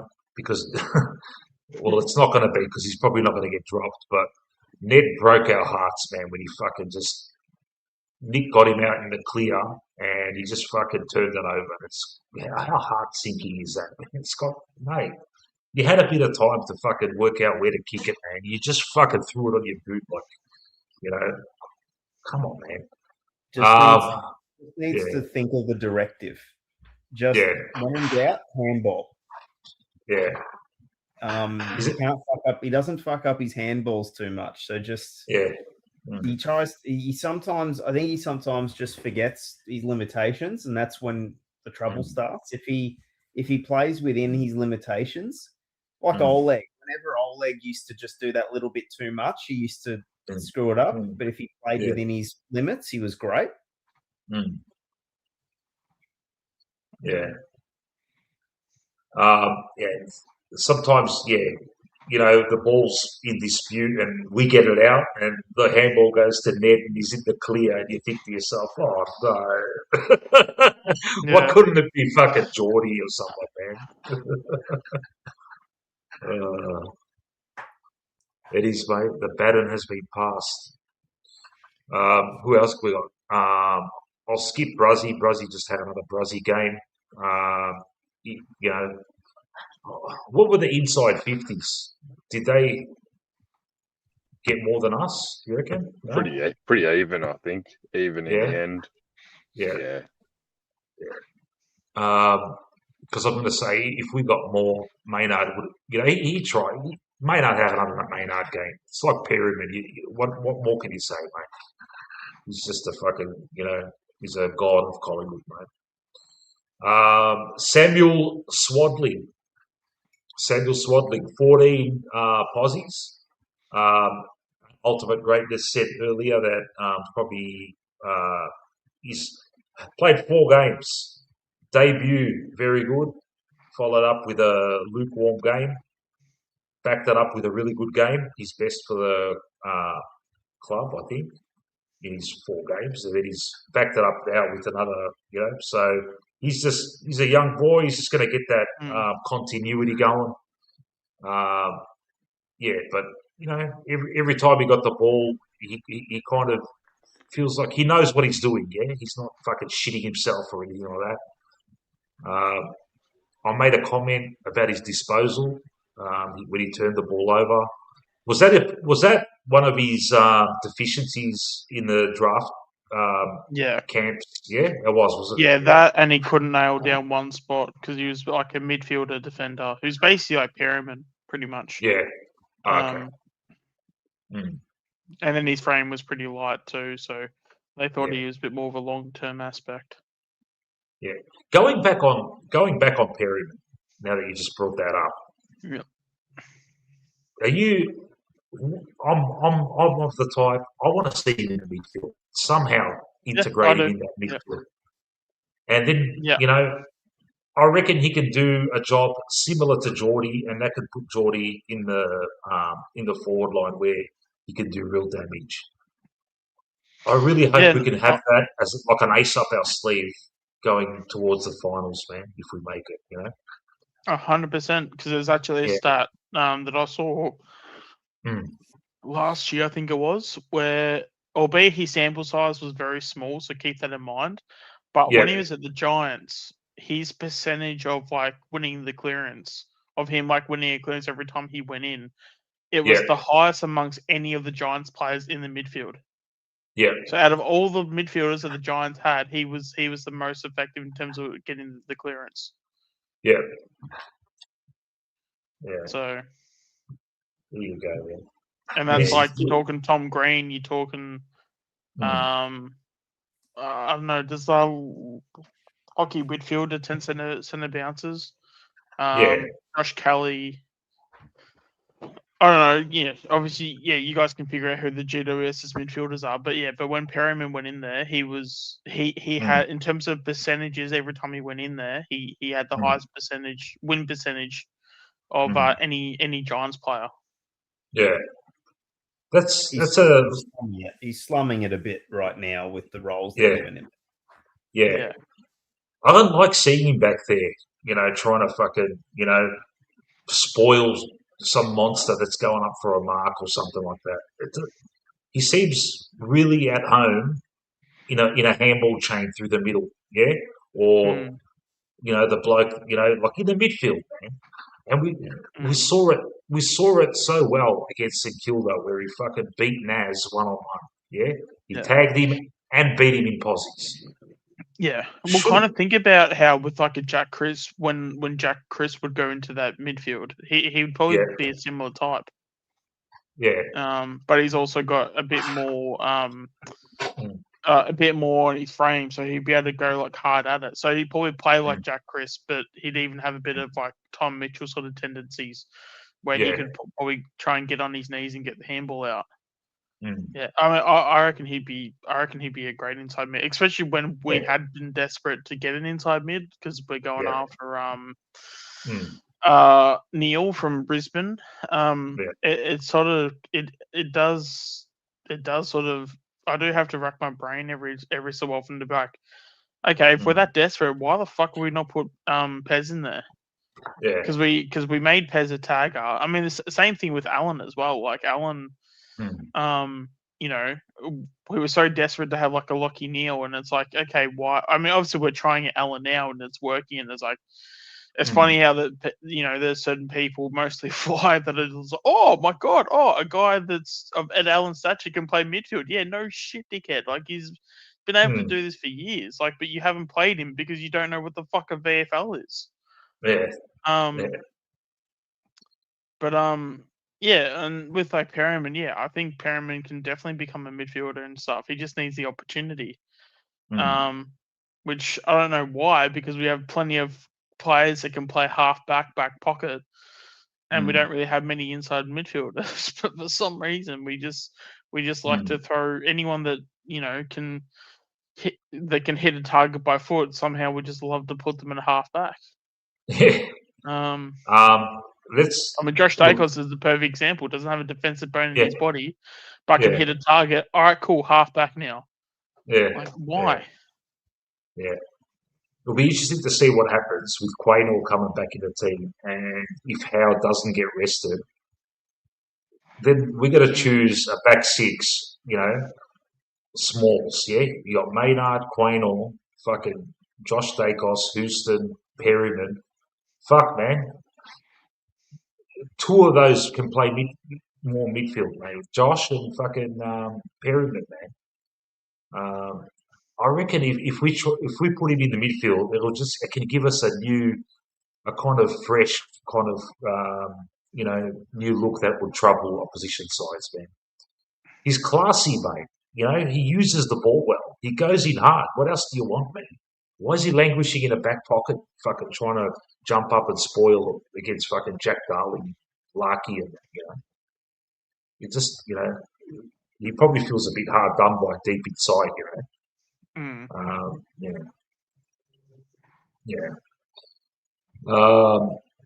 Billy Frampton, I don't think Taz is going to join us, man. He's fucking snoring right now. Yeah, I was about to say because they had some words for Frampton.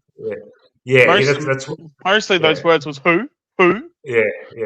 Because that was one of the first things he said on the phone earlier. He's like, "Oh, Larky fucking destroyed him. You guys said he was fucking all Australian," and I'm like, "Yeah, all right, fuck. Larky got a 50-meter penalty, all right, he did it right. Sorry, man, but Frampton still had a good game, I reckon. He still took intercepts. What I love about Frampton? We don't shit ourselves anymore when when we're switching and we go to Frampton. I don't shit myself anymore. Whereas a year ago you'd think, oh fuck, not Frampton. Now it's like he's perfectly adept at continuing on with this switch. He's got a nice long kick on him. He doesn't fuck up anymore. We trust him now. Yeah. And so he did all right. Fuck. Lucky was the guy they went to at every fucking opportunity. He did his best. And he'll be on Mackay next week. Yeah, so there you go. He's got history on Mackay. He's beaten him. There you go. Anyone else want to point out anyone here? Dan McStay, 3 goals. Fuck, Dan McStay from whipping boy to fucking Mr. Reliable now, mate. Yeah, he's probably having his best year, I reckon. This is probably the best we've ever seen him. So credit to him. And Membry just quietly, mate, put together a nice fucking month of football. Since we drafted the pod, he's probably thought, fuck, I better fucking get my act together. Clutch goaler at the end there. Yeah. Absolutely. Fucking clutch, mate. Yeah. And absolutely. He's been a whipping boy for us, but a lot of people like to fucking throw pies at us for us throwing pies at players that aren't performing. But when they do perform, we call it out. His memory's performing, mate. He kicked 2 goals. He didn't fucking set their house on fire, but he did the job, and he delivered it in the moment when we needed it. Mate. That's it, Mick. Yeah, that's it, mate. I put my hand up to the fucking sky, mate. I'd never wanted to see him again after 5 or 6 rounds this year. However, if he's kicking goals, if he's presenting, if he's doing all the right things, then it's fine. No dramas. My issue is, and always has been, he's not Charlie West, where he's played 5 games. The guy's played 200, 250 AFL games. It's not good enough to have 0 impact in an AFL game when you're a senior footballer. I don't care what position you play. It is not good enough to have 0 impact in a game of football when you've played 200 games. He is having impact every single week the last month or however long he's really been in there. So that's all you can fucking ask. And people come at us or come at me or come at Mick or whoever's highly critical on him at the time. And then when it turns around, they're quick to bag us. But, mate, I will always put my hand up. He 100% deserves to be in this football team. And that's the way it is. He is performing. Simple. But also as well, because it comes with the territory of him being 32, he's out of contract. Someone has to get cut at the end of the year. And, and as much as people can claim how we're harsh, clearly they haven't experienced the football industry. The football industry is fucking cutthroat. That's how the football industry is going to work anyway. If you ain't performing and you're out of contract and you're 32, guess what they're going to do? They're going to go. They're going to go up to Tim Member. They go, "See you, mate." They're not going to even hesitate. Okay, they might give you a highlights package at the end and say, "Awesome, well done, great career." But really, at the end of the day, these clubs are just as cutthroat as us at times, Yeah. And because even with someone like Pendles, I feel like every year, obviously he will never say internally because he would probably rightfully, get shitted on every time. But if you don't think Collingwood are talking about winning the flag every fucking year in every fucking preseason, you need to check again. Every year that as much as we go, Collingwood might finish 12th or we might finish 10th or we might finish 4th. No, Pendles is playing it every year, wanting to win a fucking flag every year. And again, they can't say that externally because, you're going to have fucking Kane Corns jumping down their throat and all that stuff. But internally, they're going to be saying that they're going to be winning the flag. This whole football industry is so fucking cutthroat. And obviously, of course, we need to give, someone like a Tim Membry his props because, he's been doing really well. But once he starts to not perform and he's 32 and he's out of contract, you bet your ass he's going to be the first one on the chopping block because that's his situation. There are no players that are 32 years old that aren't performing that don't survive for the next season. It just doesn't happen. Yeah. At the end of the day, you just got to give everyone a fair shake, and when they turn their form around, then your opinion just has to change. and it has to evolve with whatever's happening.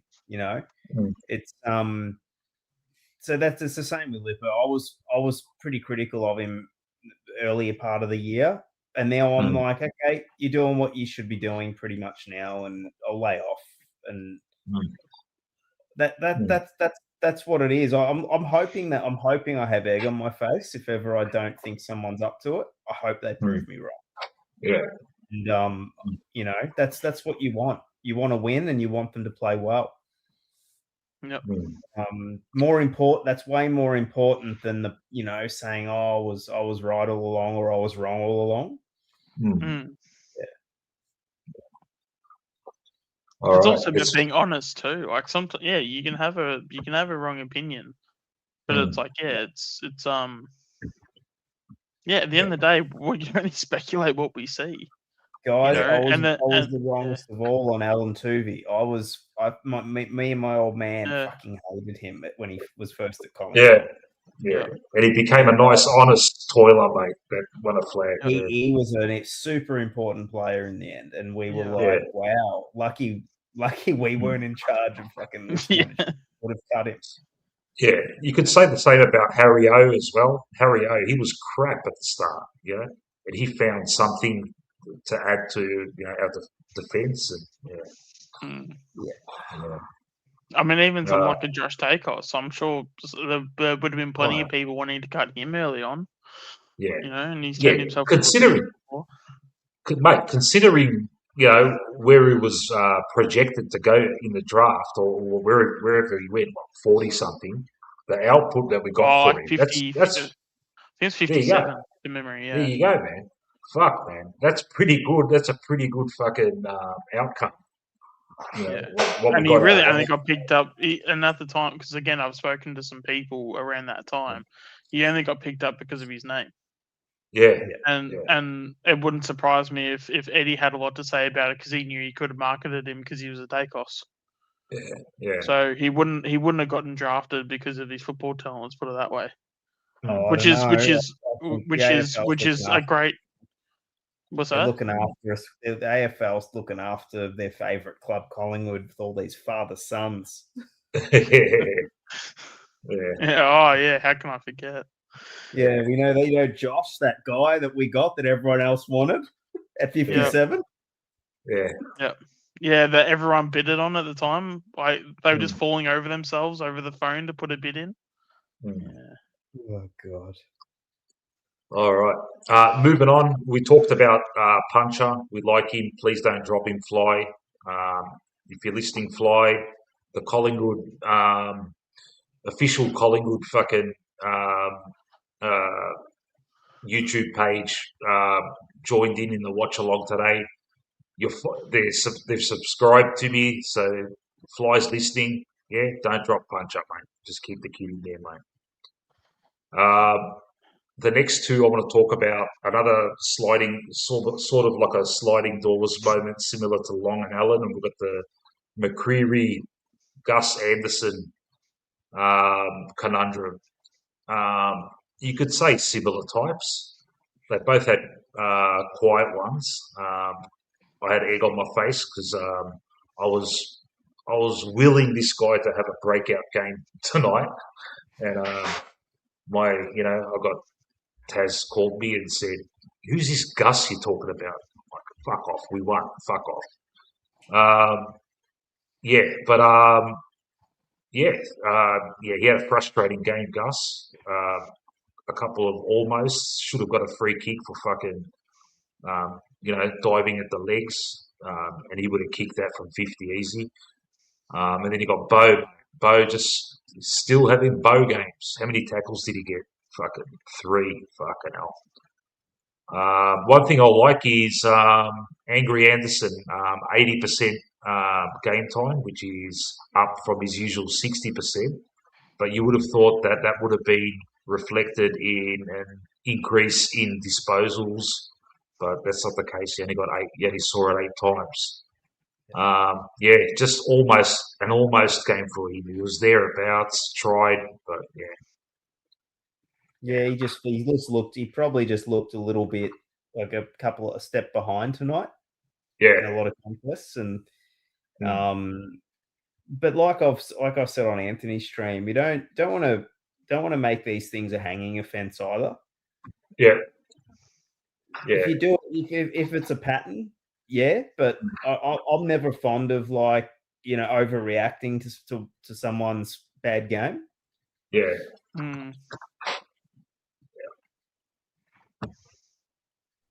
Yeah, he's got youth on his side.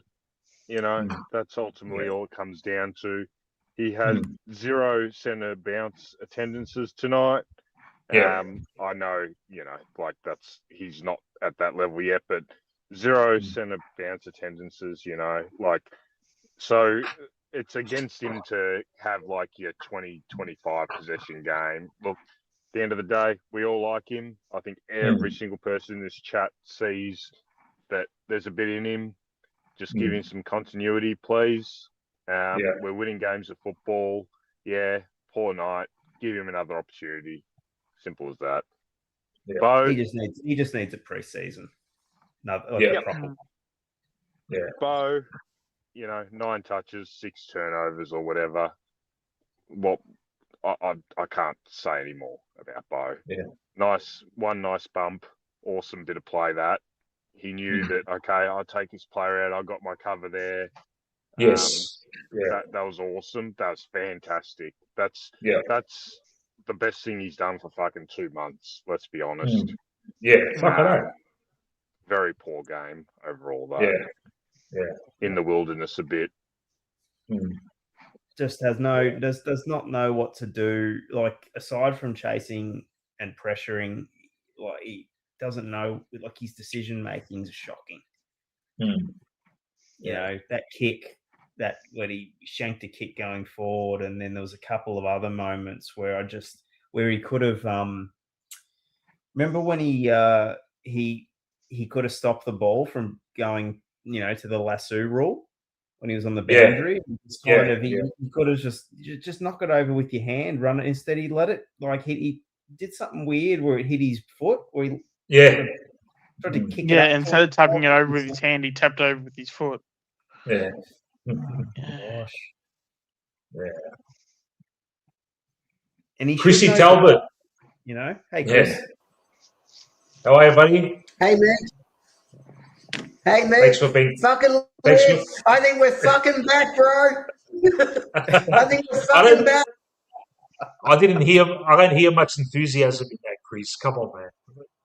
Fucking lift! Fucking It's hard lift, for man! me. Everyone else on the fucking paddle, lift! Happy now? Chris has just woken everyone up on the channel. That's good. Oh yeah, there's a reason why I am so pissed. I am pissed off about 2 reasons. One, the umpires. They almost fucking screwed us in the last quarter. That free kick, for a dangerous tackle. Give me a break. Then 5 minutes later, Darling pushes Frampton get the free kick for pushing the back. Give me a break. And then everyone thinks thinks we're not back. Fuck off. We're in 7th now. We're in front of Lucas now. Are we back, Chris? Yes, we're fucking back. Yeah. Anyone thinks we're not fucking back? We're back in 7th. And by the way, that was we're 2 points. We're 2 points away from 4th. They tried their fucking best, didn't they, with the umps? Because even Lipper, that was a goal. That went over. I know. Fucking hell, man. Yeah. He touched it in the fucking 3rd row. Fucking This is a tweet from Grant Thomas. Can you guys see that? I'll make it bigger. If I'm not mistaken, there seems to be some serious payback to Pies via Maynard from the umpires. 50-50 calls have not gone Pies' way and definitely gone Roo's way. I love Grant Thomas, mate. Calls it as he sees it, mate. Yeah. Calls it as he sees it. Now, we say that, you're just a fucking, nuffy fucking, sore, even though we won, you're a sore loser, But fuck, man, there you go, man. A pundit, mate. A former AFL coach, not affiliated to Collingwood at all, is saying that, mate. There you go. Yeah. I mean, there was so many times in that game where we got them cold, dead to rights, holding the ball. Yeah. Obvious holding the ball. Caleb Daniel won. There was about maybe two others that were really, really like flagrant, and I just don't understand, like, taking 4 steps, getting nailed, and then they pay these technical frees that don't impact the game, like a toe over a millimeter over a line, or it just pisses me off because those sorts of things are not in the play. If someone's got a toe over a line, focus on the fundamental frees. The holding the balls, they're the frees. That's like, oh geez, I'm gonna get mad. Hey, Void, let's see if they screw Gold Coast like they fucking screwed us tonight. Yeah. No one screws us like anyone else. The umpires fucking always screw us every fucking day. They're fucking dumb wankers who don't fucking hate this club. They're fucking idiots. Tell us how you really feel, Chris. Nah, I've always hated the umpires. I've always hated the media. Everyone just wants to screw Collingwood. They can all shut the fuck up. Chris was backstage with us during the game, and he was getting animated. I might nip it in the bud, guys. We need a segment for him. Yeah. Our we need a segment for Chris. Chris goes bang. Oh yeah. What's going on, Matty? Are you doing a stream, Matt? Let us know, mate, because I'm going to be finishing up very soon. If you are, I'll stick around till you can get it going. Anything else you guys want to add? It's about to say another 8-point game, obviously, next week. Very important that we get the result there. Season's still on life support. We still need to bank these wins. Like, we just got to keep banking these wins. If we want to make anything of this season, we need a result next week, and we go from there. Simple as that. The shooter situation is going to be very tedious. I don't know how we cover that. I know Sean was sort of throwing up a few ideas. I think it might be a little bit harder than that. Look, forward line is a big issue. Simple as that. And we rely on our defense so much. If it is shooter down for a few weeks, we need to find something from somewhere. Yeah. Do you guys want to play Carlton off a win or off a loss? That's the one. Do you want to see them get absolutely spanked? You want to see them win against Hawthorn?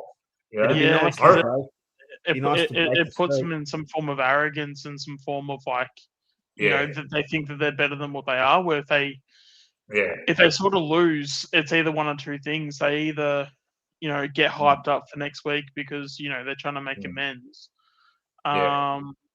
or if they lose, they intentionally lost because they waved the white flag because they're trying to prepare themselves for us. So I'd rather them win and have them be up and about confidence wise, and we just bitch slap them into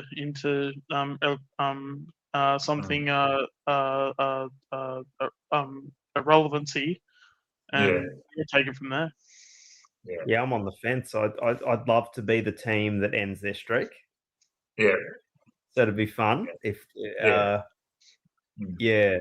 imagine the jumper punch and all those guys. If it's Collingwood, it's fucking end to the winning streak. Yeah, I can look. Look on our performance tonight against their performance last week against Richmond. We win. But you can never really take those into account. It's a week-to-week thing. I've never been one to use that, we should beat this team because they lost to this team and we beat that team earlier. Yeah, that never works, man. It always fucking contradicts itself. It's a week-to-week thing, mate. You take it. There's so many variables. It's a week after injuries. Form can change in 1 week. You know, you can never take that into account, mate. It's just how you are on the day, man. But I'd like to see. I hate seeing him win. I'm sick of seeing him win, man. Come on, man. What have they won? 7 in a row. I want to see him absolutely get spanked. I want to see Ginnivan fucking celebrating like a fucking clown. And yeah, and I reckon if they get absolutely smacked by Hawthorn, it'll just deflate him because it'll be like, oh fuck, the sugar hits over. Yeah, and they'll go in next week probably a bit, oh, we're fucked, we're fucking shit. And And if you just, I feel like if you just interrupt that momentum, then they go back to being the Carlton of the earlier part of the year. Yeah. It almost happened last week and against Essendon. They nearly lost to Richmond and Essendon. Surely they can't be that good, man. They have to be dog shit, But, we played to other teams' levels, so it's going to be fucking another nail biter. I won't get over it if we lose to them. It'll just seriously. Man. Especially the fact that they're pretty much like half a game behind us if they win. Yeah, that too. Yeah.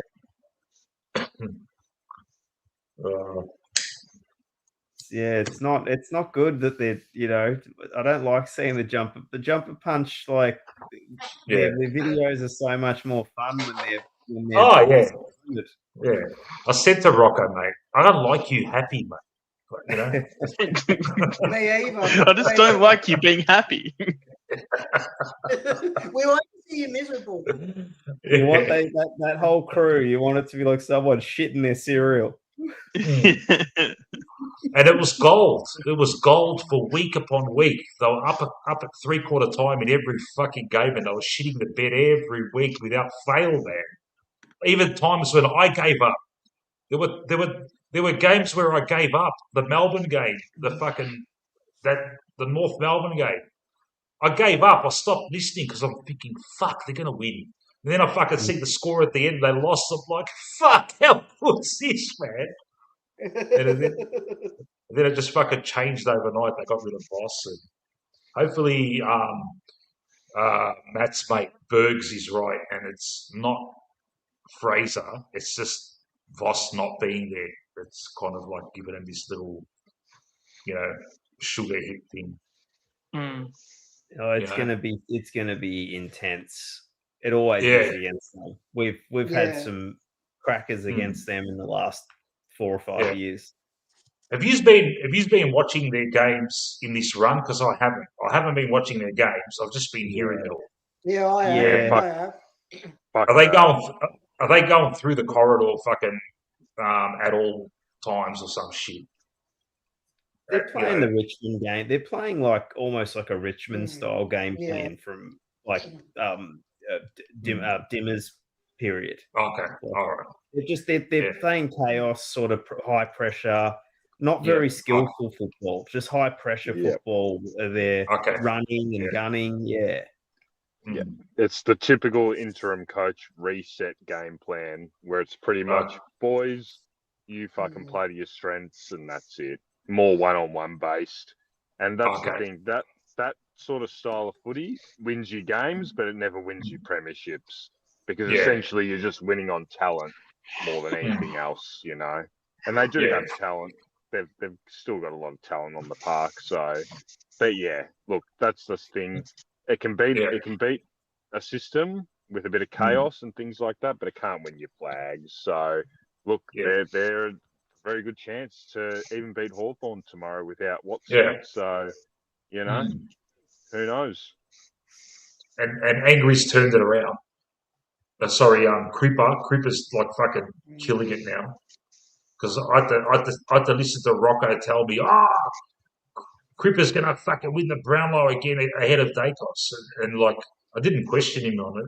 It just made me think, what, don't tell me he's been BAG these fucking last 7 games. Surely not. Oh, he's back. I mean, he looked finished in the early part of the year. And now he's just pretty much back to his old self. How old is Cripps, by the way? Oh, probably 31, isn't he? Yeah. I'd say. And that dud Sam Walsh is killing it apparently too. Fuck me dead, man. That first fucking 8 weeks, they were all dog shit, man. What, they just turned it around overnight. Fuck. And Jagger Smith's, doing his part as well. Yeah. And Mackay's kicking fucking goals now. Fuck, mate. 1 minute is a fucking softie. Not many.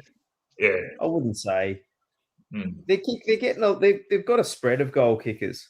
And McGovern's kicking a few. Yeah. Yeah, their team.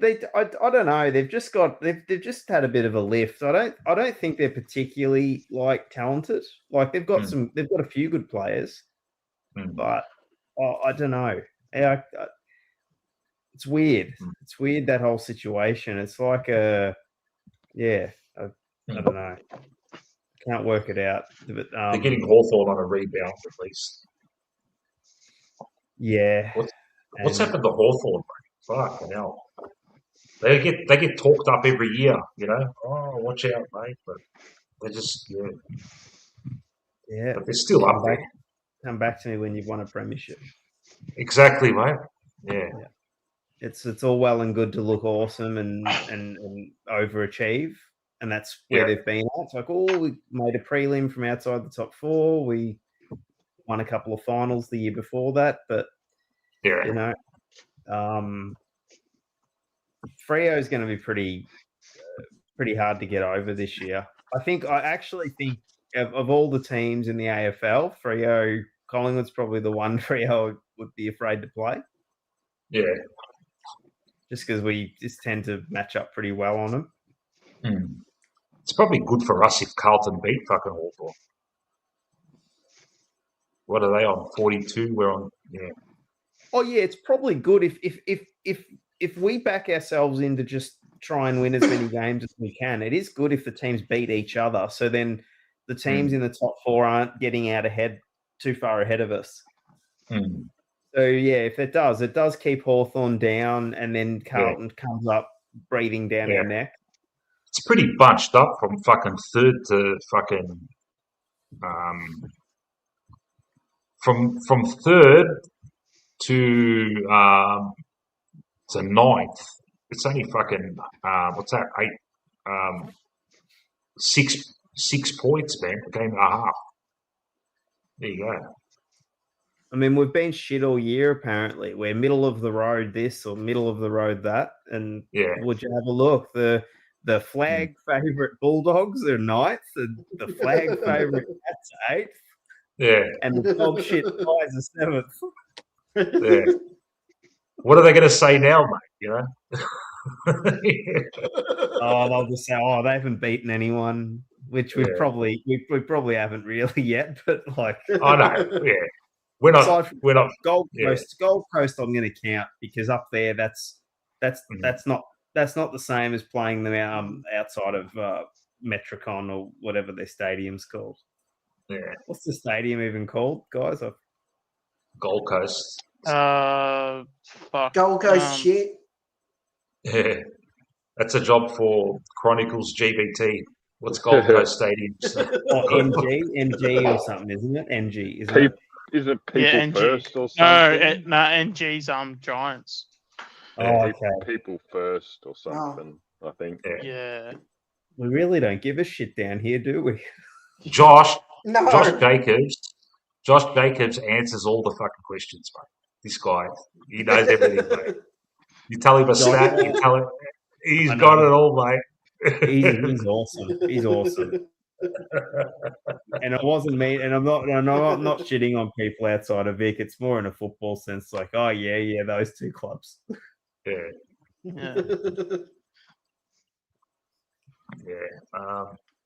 This bloke Sporting Eyes, he does these videos, earlier in the year when Bulldogs were, won the first 4 or some shit. Done this video bagging the fuck out of us and fucking talking up the Bullies.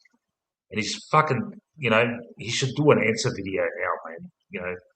Fucking calling himself out for jumping the gun, mate. It's like, fuck, man, take it easy, mate. Oh, are the big 4 teams fucking finished? It's like, fuck, it's fucking round 4, man. Take it easy, buddy.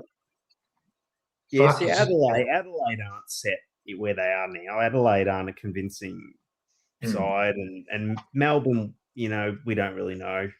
They're certainly playing well, but I think Hawthorn's vulnerable, and even Brisbane. Brisbane has their shitty patches throughout the year. Yeah. So I mean, I think it's still wide open, except for the top 2. Yeah. This is a bit of hope from Anthony B. We're pretty much in the same spot as the Lions of 2024. There you go. We're going to win the flag. Carter pies. Are we jumping on? Are we jumping on, mate? Yeah. Sure, why not? Let's do it. If we beat Carlton next week, that'll be a big. That'll say a lot. That'll say a lot, I think.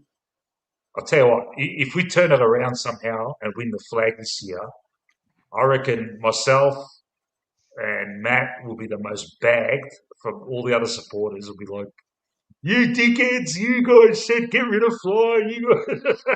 If we win the flag this year, Matt's going to have to get a tattoo, a little tramp stamp that says "We live in process." Or a tattoo that says selection integrity. Yeah. We're going to have to do one of Fly's cliches right across his lower back. Taking at the stumps. Yeah. My brother-in-law, who's kind of like a supporter that always sees the positive, and he's told me, if we turn it around and win the flag this year, you are not. He points to me and says, "You're not allowed to celebrate." I'm like, come on, man. I can't celebrate if we win the flag this year. What are you talking about, mate? But this is who we are as a club. We think we've got a shot every year because historically we've made grand finals with teams that probably don't deserve to make grand finals. Yeah, and that's why we've made. How many have we made? What, 3 times the amount we've won? Yeah. But out of 100 some years of league football, we've made almost 40% of all the grand finals. Yeah. It's because we get there. We don't disappear for years and years and years. We're actually close a lot of the time. We're making prelims, making semi-finals. Oh yeah. And we've made grand finals with absolute fucking battler teams that had no right to be there. Yeah. Yeah. And it's true. Like even through the 2000s, who would have seen 2007 coming at the time, where we got just less than a kick out of a grand final. Yeah. That whole year was a weird year. I never thought we were a top side, but we just kept winning, and that's what happened. Yeah. That's what Collingwood is. Whereas other clubs, their successful periods feel like they're plotted out. Yes. Where they have their 5-6 years where they're not good and then they're good. Whereas we're just kind of, we go down for a year and you really don't know what to expect with Collingwood. Yeah. And the best thing about us is because we get back into the mould pretty quickly, the realisation from the rest of the football and non-Collingwood football community when the pies are on and it looks like, and they're thinking, oh, fuck, they're back again. They're gonna contend again. These fucking cunts. That's the best, mate. After all those 2022, when we were doing all those comeback wins and we made the prelim, because no one fucking gave us any fucking hope. 2022, everyone said, rebuild. Pendle's signing it too old. Fucking 4 years ago, man, 5 years ago. And then all of a sudden we're fucking up there, and you're getting fucking Essendon supporters coming up to you saying, fuck, I think he's a good to go. He's a good to win, man. Fuck, I can't believe I'm saying that. Yeah. Mate.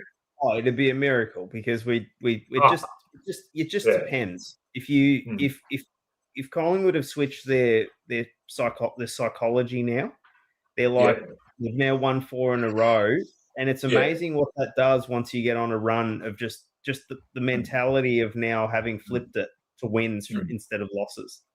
Yeah.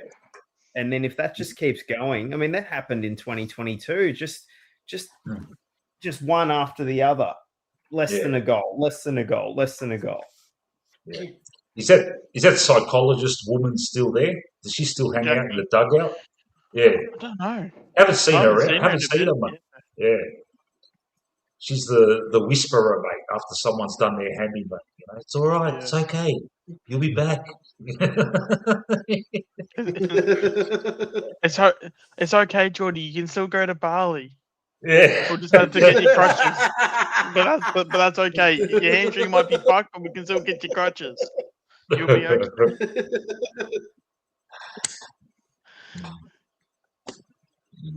Chris is in Club Ed Allen now.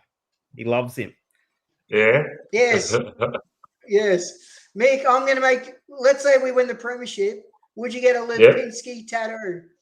Would you get a Lipinski tattoo if we win the premiership? I haven't got any tattoos, mate. And I'm not planning on getting any, mate. Hey, Chris, are you going to get a Lipinski tattoo? Not in a million years. Not in a million years will I ever get a Lipinski tattoo. What if he turns it on? What if we win the flag and he's our best player from now till winning the flag? Like he's getting 25 plus and 2 goals every game, and it's fucking, you know, he just turns into Didn't this you fucking. See what Josh Jacobs said in the chat earlier? He said, "Are you ever going to come to the dark side? You're going to join the dark side of starting Lipinski?" Let me think. No, I will never go to the dark side. I would rather. I'm going down with the ship. The ship is me never liking Lipinski ever. I've got nothing against anyone liking him, but I will never like him ever. If you like the singer, if you like the singer Pink, just get the Pink tattoo, and then if you change your mind, you just have to add the L, the I, and the and and then the I at the end as well. Void, it's okay, Void. You like him. I think he's your new love child, and you prefer him over Ed Allen. I've got my hands full juggling McStay and Ed Allen. I can't, you know. I'm in a bona fide love triangle. No, Lipinski's in there too. Oh no, I'd have to bounce one of the others first. Yeah. Anthony B. Anthony B asks, hypothetically, Mick, when we win a flag, what will the post-game stream look like? How will you manage it? I don't know, but I'll tell you what. I started doing these streams at about the time when Fly said we've qualified. At about that time, and late last season, and I had, you know, we were fucking flying, man, and I was thinking, fuck. I'll start doing streams. I'll fucking ride the wave to the flag. And then we went. I reckon my first 3 games or 4 games as doing these streams, we fucking lost them all. Fucking Manny was losing his shit every fucking night. Next time we win a flag, you'll have to do a stream. You'll have to keep the stream going as long as the 1990 team celebrated the grand final for. Yeah. So 1 year. 4 years. Yeah. Yeah. And then we fucking turned it around a bit. We beat those 2 Adelaide games, that close loss that made us feel confident for the fucking final. Then we fucking smashed them in the final without ranking. And then the fucking prelim. Fuck. What a ride. They're hard to win. They're bloody hard to win. and so much has to go right with form, with injuries, everything, game plan, selection. Yeah, you got to be lucky. At 2023, it makes you appreciate it all the more because it's not a fluke to get there and win one. You know what I'm fucking spewing about? 2023 after we won, I wasn't fucking obnoxiously arrogant enough. Yeah, I kind of like soaked it in. Yeah, we won, kind of thing. I should have been an absolute at work in front of fucking John and Brooksy and all that. I should have been an absolute fucking milked it for all it was worth, mate, because they, it goes away, mate. Before you know it, you fucking, Yeah. What did your cousin say when we won the 23 flag? That's what I was going to say. He'll never concede. He'll say he's got lucky. The umpires love this and shit like that. Yeah, he's the worst, mate. And mate, get a few drinks in him. He's even worse, mate. Taz, you know how bad this guy is, man. He's the worst when he gets fucking pissed, mate. Once he gets pissed, anything happens, mate.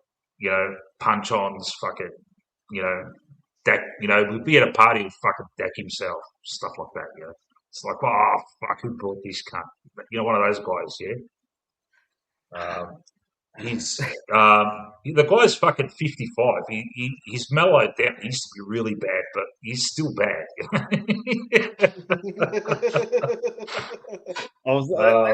That's how I knew how to argue because I'm European as well, so we all know how to argue. In our family, we couldn't survive unless you were fucking fighting and threatening each other. Yeah. And Matt made a comment earlier when I was doing the watch along. He's like, mate, your cousin still treats you like a fucking child, and it's true, mate. He's still growing up. He's got fucking 7-8 years on me. I've always been that little fucking kid, and it doesn't matter how old I am now. He'll still fucking look down on me, And he's a builder as well, and like I've worked on building sites with him, and he's the worst, mate. He's oh, fuck.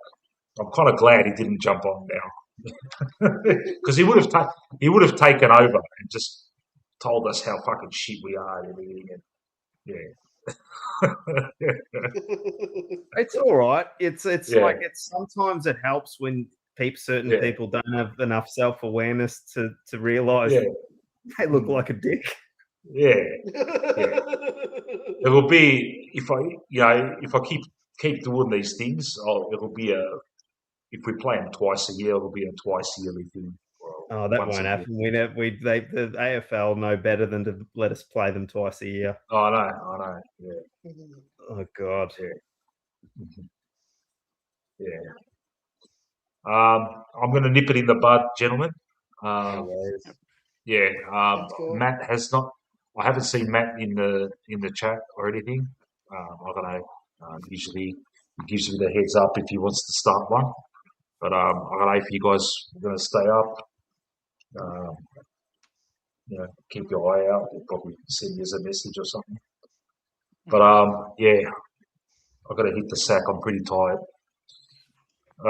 Thanks a lot for joining us. Pies 4 in a row, and onwards and sidewards, I reckon. For the rest of the year, we're going sidewards, side by side. Thanks everyone in the chat for joining us this morning, and I shall see you guys again. I noticed Matt has got a special thing going on Wednesday. Do you guys know more about that? Opposition something? About how he's going to get some opposition supporters. Basically, what we do in the streams, but he's going to put it to a few clubs, so just us. Yeah. All right. And as Adrian says, if you please give us everyone that's in the chat, everyone, just give me a fucking like, mate. Like me, mate. Fuck it hell. And if you're new, if you're this is live now, but if you listen to this later for the first time, give us a subscribe. This is what I do. Get people on. We talk about the game. We go through, we dissect everything. Next Thursday, I've been in dialogue with the enemy, Rocco. Hopefully he comes on next Thursday night when the teams are named. That'll be the next time I stream. I'll try and get Bo on as well. It'll be a nice banter. Yeah, hopefully that happens. And all good. All right, thanks a lot, fellas. I will catch you later. Thanks a lot. Yeah. See you, boys. See you, everyone. Go Carla Pies. Pies. Carla Pies. Go Pies.